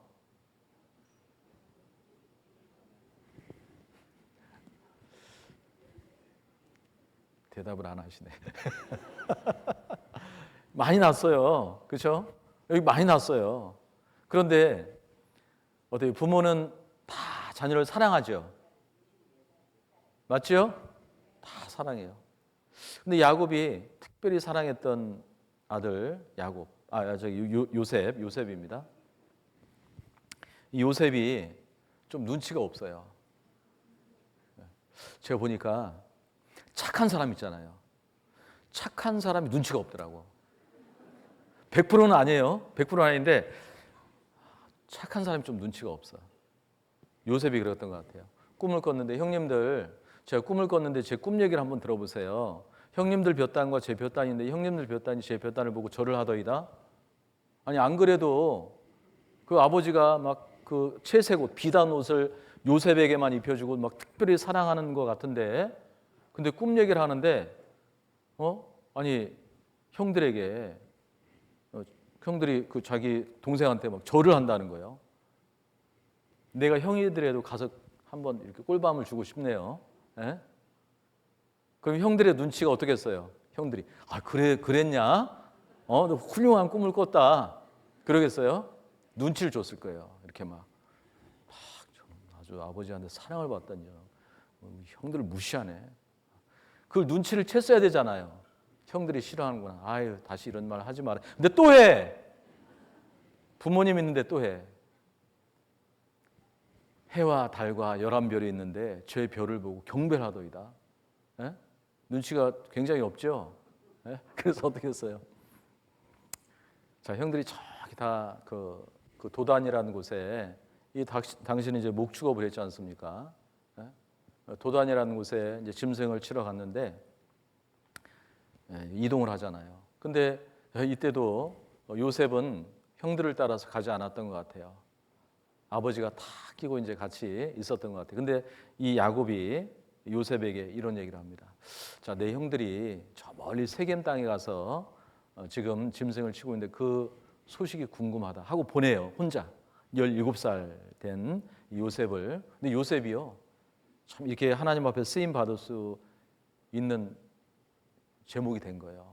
17살 나이에 예 하고 내가 그리하겠나이다 하고 간 거예요. 네? 가서 세겜에 갔는데 형들이 없어요. 도단에 갔는데 형들을 만났어요. 그런데 홀로 있잖아요. 17살 나이에 홀로 그 먼 거리를 갔어요.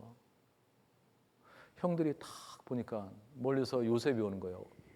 형들의 마음이 어떻을까요? 아니, 저 혼자 이 위험한 이 길을 혼자 왔단 말이야. 굉장히 좀 안쓰러웠을 것 같은데, 저는 꿈꾸는 자 아니야? 꿈 얘기 몇 번 했잖아요. 그래서 형들이 야, 저는 죽여야 되겠다. 그렇게 생각한 거예요. 동생을. 근데 역시 장남은 다르죠. 르우벤입니다. 장남이 죽이지는 말자. 그래가지고요, 종으로 팔아버렸어요. 어디에 팔았냐?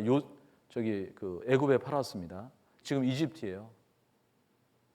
그래서 아버지 말 듣고 형들의 안부를 묻기 위해서 갔는데 형들의 미움을 받아가 졸지에 있잖아요. 그 애굽의 종으로 팔린 거예요. 17살 나이에. 자, 얼마나 억울했을까요? 그렇죠? 얼마나 힘들었을까요? 그런데 하나님께서 이 요셉에 대한 계획이 있었거든요. 자, 요셉이 그 바로 왕의 꿈을 이렇게 해석합니다. 그래서 총리가 돼요. 총리가 되고 그 흉년을 앞두고 그 가나안 땅에 있는 그 가족들을 다 애굽에 이주시켜요. 그래서 거기에 이렇게 좀 평안하게 살아갑니다. 그리고 흉년이 끝나면 다시 하나님께서 약속하신 가나안 땅으로 돌아가야 되는데 안 돌아가요. 거기서 머물러 살아요. 오랫동안 머물러 삽니다. 그 애굽에 온 가족들이.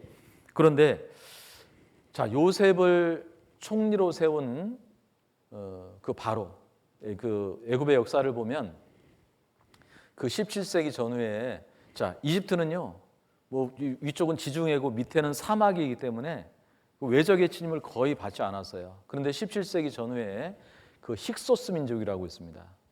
힉소스 민족과 전쟁을 통해 가지고 그 약 100년 동안 그 애굽의 그 상부 지역을 점령을 당해요.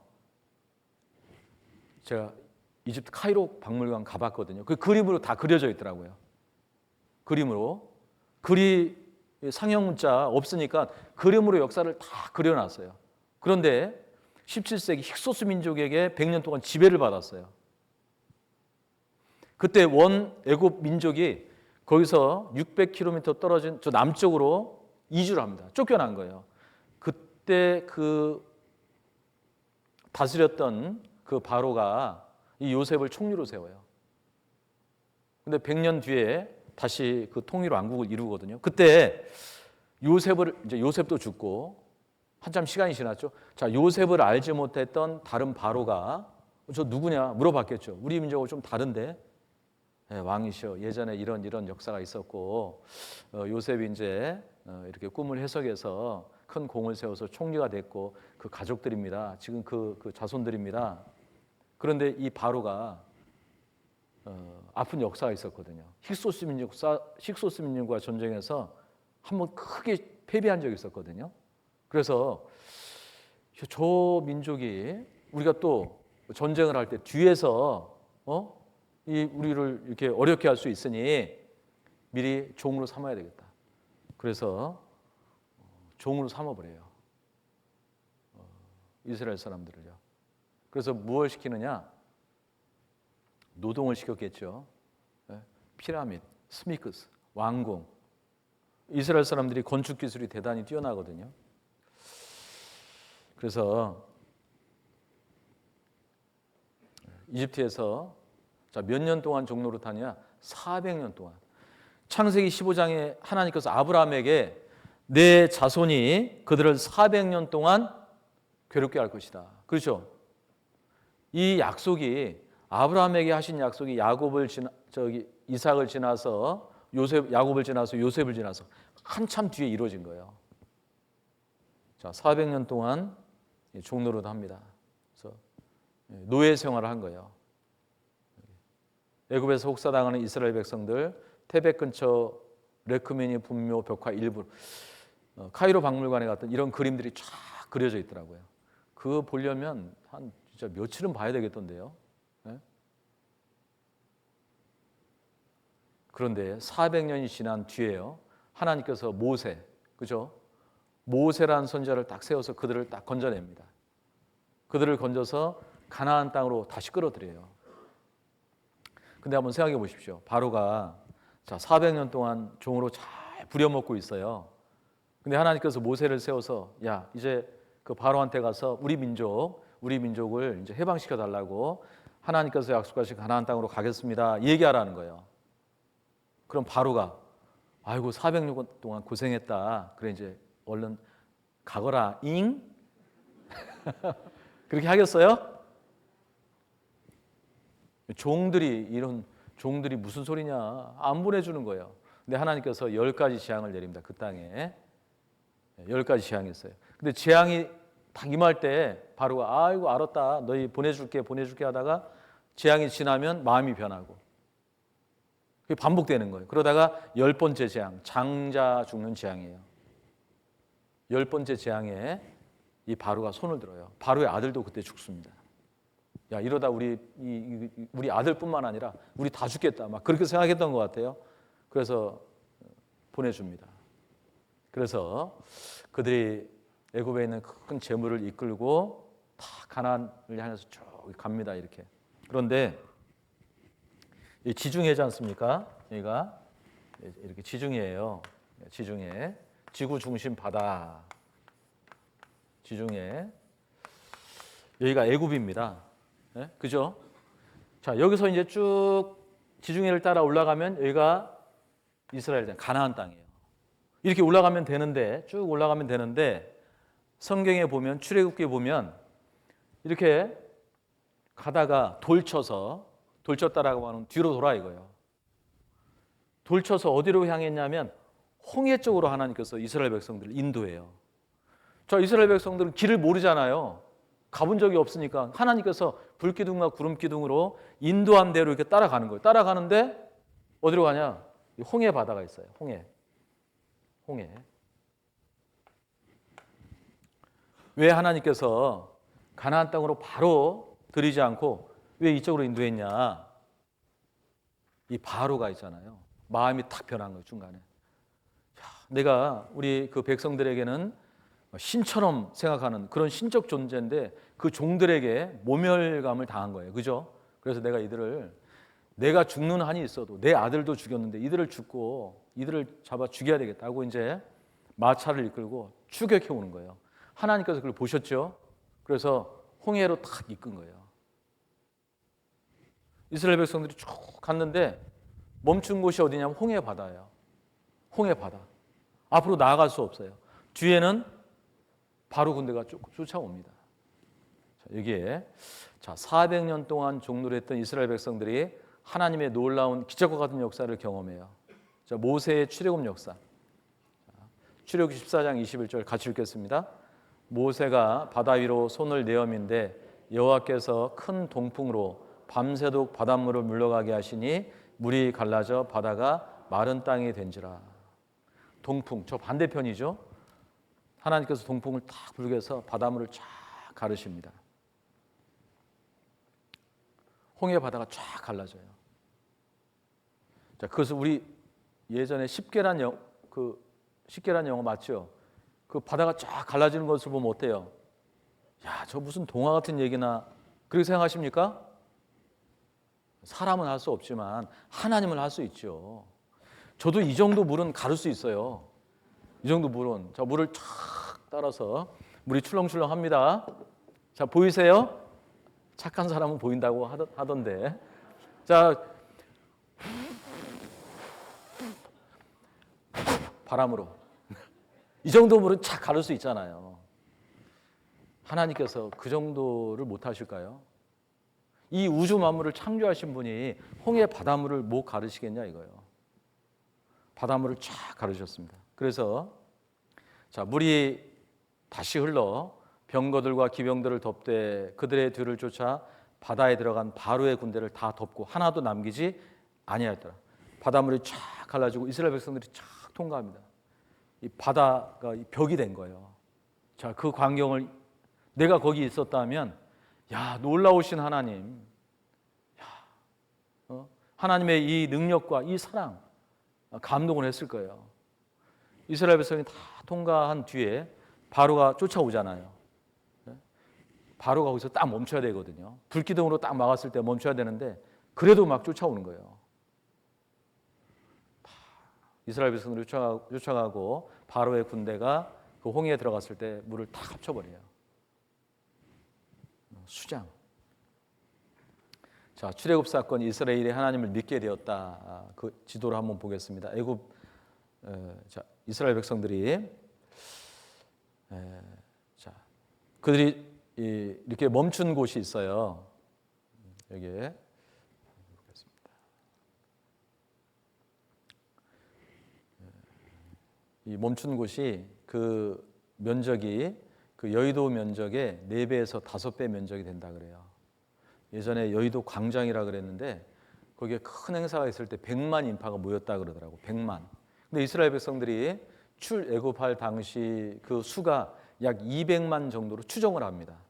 60만, 남자만 60만이니까 아이들과 여자들 포함하면 한 200만 정도 됐을 것이라고 추정을 하는데 200만 정도가 됐을 때 이곳에 충분히 머물 수 있는 그런 장소다라는 거예요. 누에바라는 곳입니다. 자, 출애굽에서 길을 쭉 이렇게 갑니다. 길이 하나겠죠? 여러 길을 만들 필요 있어요? 지금 우리나라 도로 굉장히 많이 발달됐어요. 막.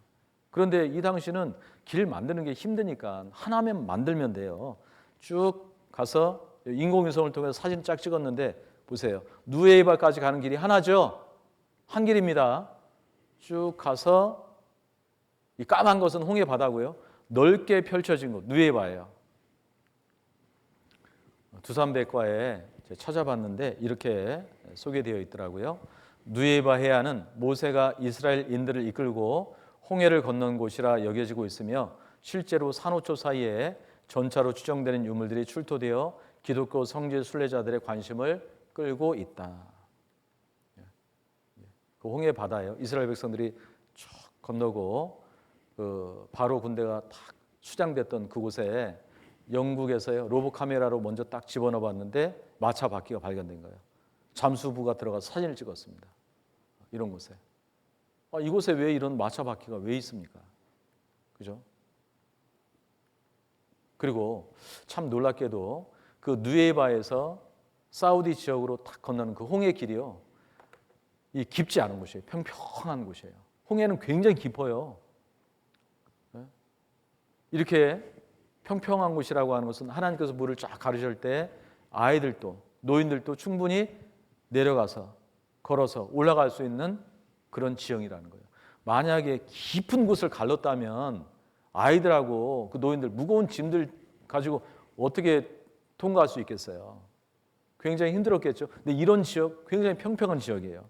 그리고 자, 그러면 모세를 추적하다 죽은 왕은 누구냐? 이집트 애굽의 바로는요. 죽으면 다 미이라로 만들어요. 사람들이 생각했어요. 그러면 모세를 추적하다 죽은 왕은 누구냐? 자, 19조 메르네프타 익사 추정으로 익사 추정. 그 제가 카이로 박물관에 갔을 때 메르네프타 비문이 있더라고요. 그 저희를 안내해 준 사람한테 여기 메르네프타 비문이 있다 그랬더니 그분 잘 모르더라고요. 우리가 막 알려줬어요. 여기 틀림없이 있다. 그래서 이제 그분이 그 안내하시는 그 이집트 사람이죠. 거기 이렇게 통역해가지고 그분이 알려줬어요. 한참 찾았어요. 지붕 여기서 큰 비문이에요. 거기에 이스라엘이라는 글자가 새겨져 있는데 지워졌다 그래요. 이스라엘은 괴멸됐다라는 그 글이라 그래요. 메르네타와 비문. 그래서 이스라엘을 추격하다 죽은 왕이 아마 메르네타일 것이다라고 추정을 해요. 그리고 더 확실한 것은 미이라가요, 다 젓갈색이에요. 다른 미이라가. 그런데 메르네타만 색깔이 달라요. 이렇게 바닷물에 빠져서 딱 건진 흔적이에요. 소금기가 이렇게 있고 그 다음에 눈썹이 다 빠져 있어요. 다른 미이라는 눈썹이 다 있어요. 이렇게. 근데 이 메르네타만 눈썹이 다 빠져가지고 문신으로 그려져 있고요. 그리고요, 이 귀가 날카로운 그 물고기에게 뜯겨 먹은 흔적이 있어요. 양쪽 귀가. 그 여기에 사진이 안 나오지만 저는 직접 봤기 때문에 발톱이 다 뽑혀 있어요. 이게 뭡니까? 물에 빠진 것을 다행히 건진 거예요. 네? 자, 신명기 4장 34절, 35절 말씀을 같이 읽어보겠습니다.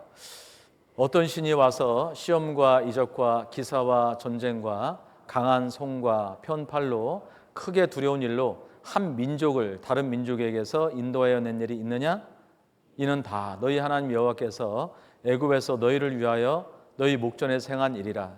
이것을 내게 나타내심은 여호와는 하나님이시요 그 외에 다른 신이 없음을 내게 알게 하려 하심이라.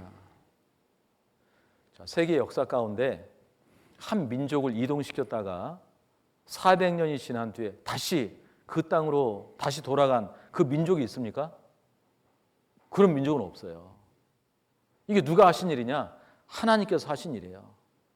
이런 일을 통해서 너희는 나의 증인이라고 했으니까 이런 일을 통해서 다른 신이 없음을 내게 알게 하려 하심이라 그랬어요.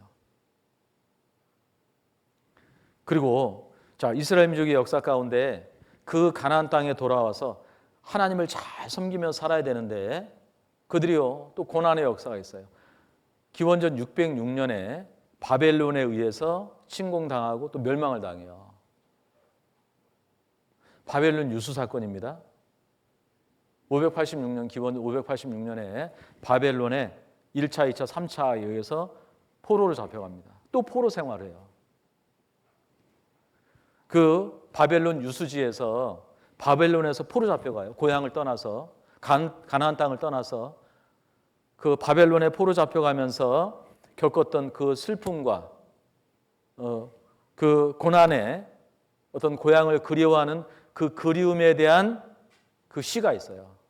그 시가 시편 137편입니다. 한번 보겠습니다. 시편 137편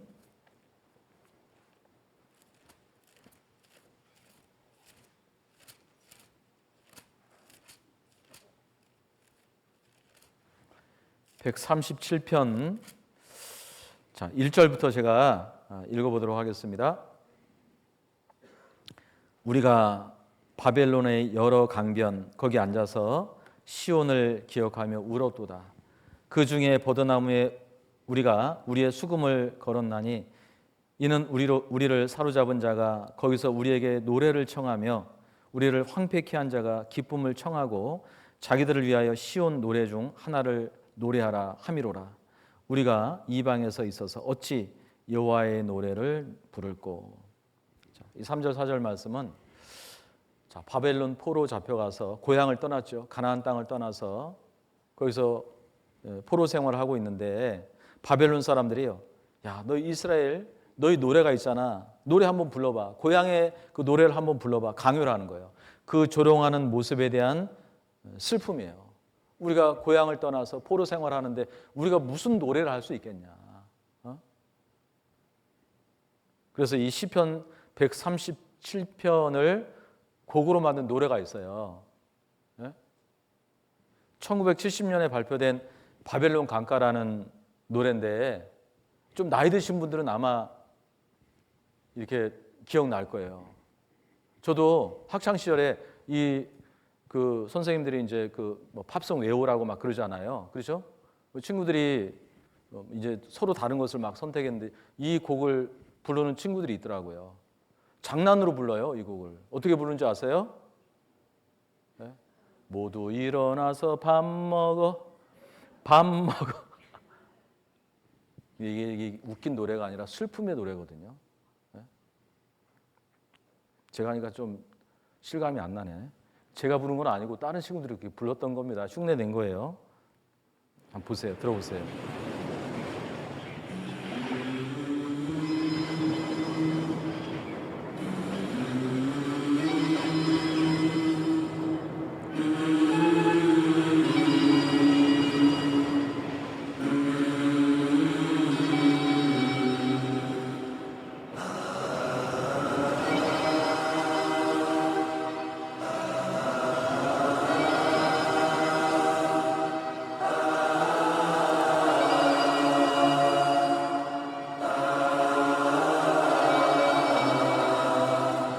By the rivers of Babylon, there we sat down.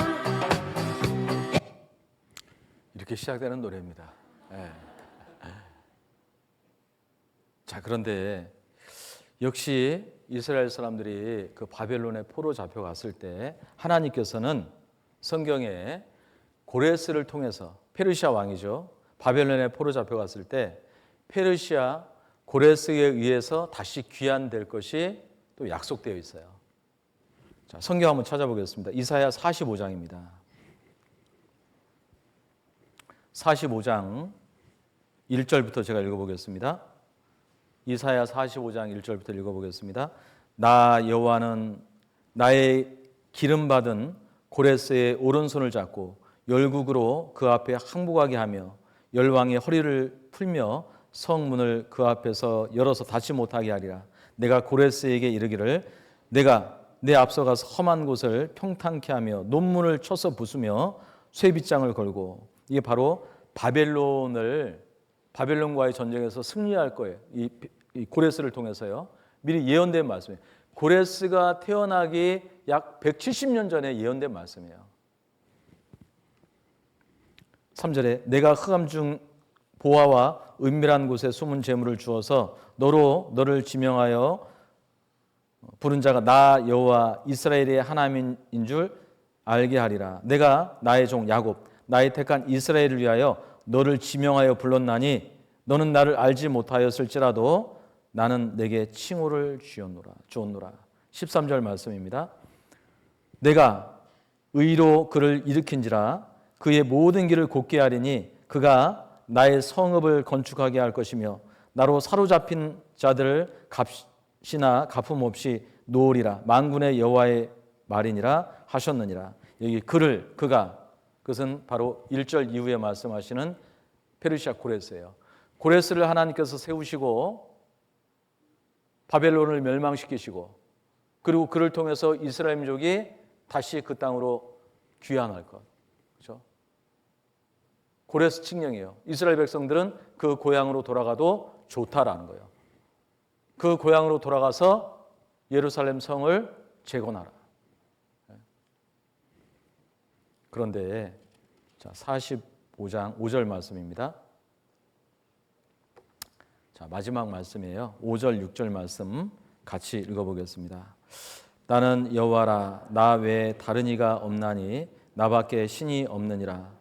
너는 나를 알지 못하였을지라도 나는 내 띠를 동일 것이요 해 뜨는 곳에서든지 지는 곳에서든지 나밖에 다른 이가 없는 줄 무리로 알게 하리라. 나는 여호와라 다른 이가 없느니라. 자, 하나님께서 그 이스라엘 민족 너희는 나의 증인이죠. 이스라엘 민족을 통해서 내 자손이 400년 동안 종노릇 할 것이다. 그 약속도 이루어졌고 또 모세를 통해서 다시 그들을 건지시고 또 그 땅에 들어가서 또 바벨론 포로 생활할 것, 그리고 또 고레스를 통해서 다시 그 땅으로 돌아올 것, 이 약속들이 그대로 이루어지는 것을 통해서 바로 하나님의 약속의 말씀이 그대로 이루어졌구나. 하나님 살아계시는구나. 성경은 사실이구나라는 것을 우리에게 말씀하고 있는 겁니다. 자, 성경은 사실이에요. 그래서 자, 시작할 때 하나님이 살아계시다라는 것을 분명히 아는 것이 중요하다고 말씀을 드렸는데, 이런 어떤 그 역사적인 증거를 통해서, 또 하나님께서 이스라엘 민족과 하시는 그 약속의 말씀을 통해서 하나님의 약속이 그대로 이루어지는구나, 성경이 사실이구나, 하나님이 살아계시는구나 라는 것을 오늘도 내일도 모레도 계속 배우게 될 겁니다. 자, 기도하고 마치겠습니다. 하나님 아버지, 감사합니다. 오늘도 성경 말씀을 통해서 정말 이 성경이 사실이라는 것을 배웠습니다. 성경 말씀을 계속 배우는 가운데 머릿속에 기도한 모든 분들, 하나님이 살아계시다는 그 분명한 사실을 모두 깨달아 알 수 있도록 하나님께서 기뻐하시는 올바른 믿음을 가질 수 있도록 도와주시고, 말씀 듣는 것을 중간에 중단하지 않고 계속 이어서 말씀을 들을 수 있도록 하나님께서 인도해 주시옵소서. 예수님의 이름으로 기도드렸습니다. 아멘. 예, 수고 많으셨습니다. 말씀 잘 들으셨습니다. 성경은 신화나 전설이 아니고 사실이기 때문에 확인해 보면 분명한 증거가 있습니다. 오늘도 증거를 통해서요, 하나님이 정말 살아계시구나 아시게 되셨을 것인데, 내일은 또 더 분명한 증거가 기다리고 있습니다. 내일도 꼭 오셔서 말씀을 들으시고요. 내일은 오전 10시에 어머니회 우리 최일 목사님께서 신앙생활에 대한 특강이 있습니다. 이제 어머니회 은장이 어르신들 오셔서요, 말씀에 참여하시면 또 감사하겠습니다. 말씀은 쭉 이어집니다. 내일도 꼭 오셔서 이어서 말씀 들으시기 바랍니다. 늦은 시간 조심해서 돌아가시고요. 수고하셨습니다. 내일 뵙겠습니다.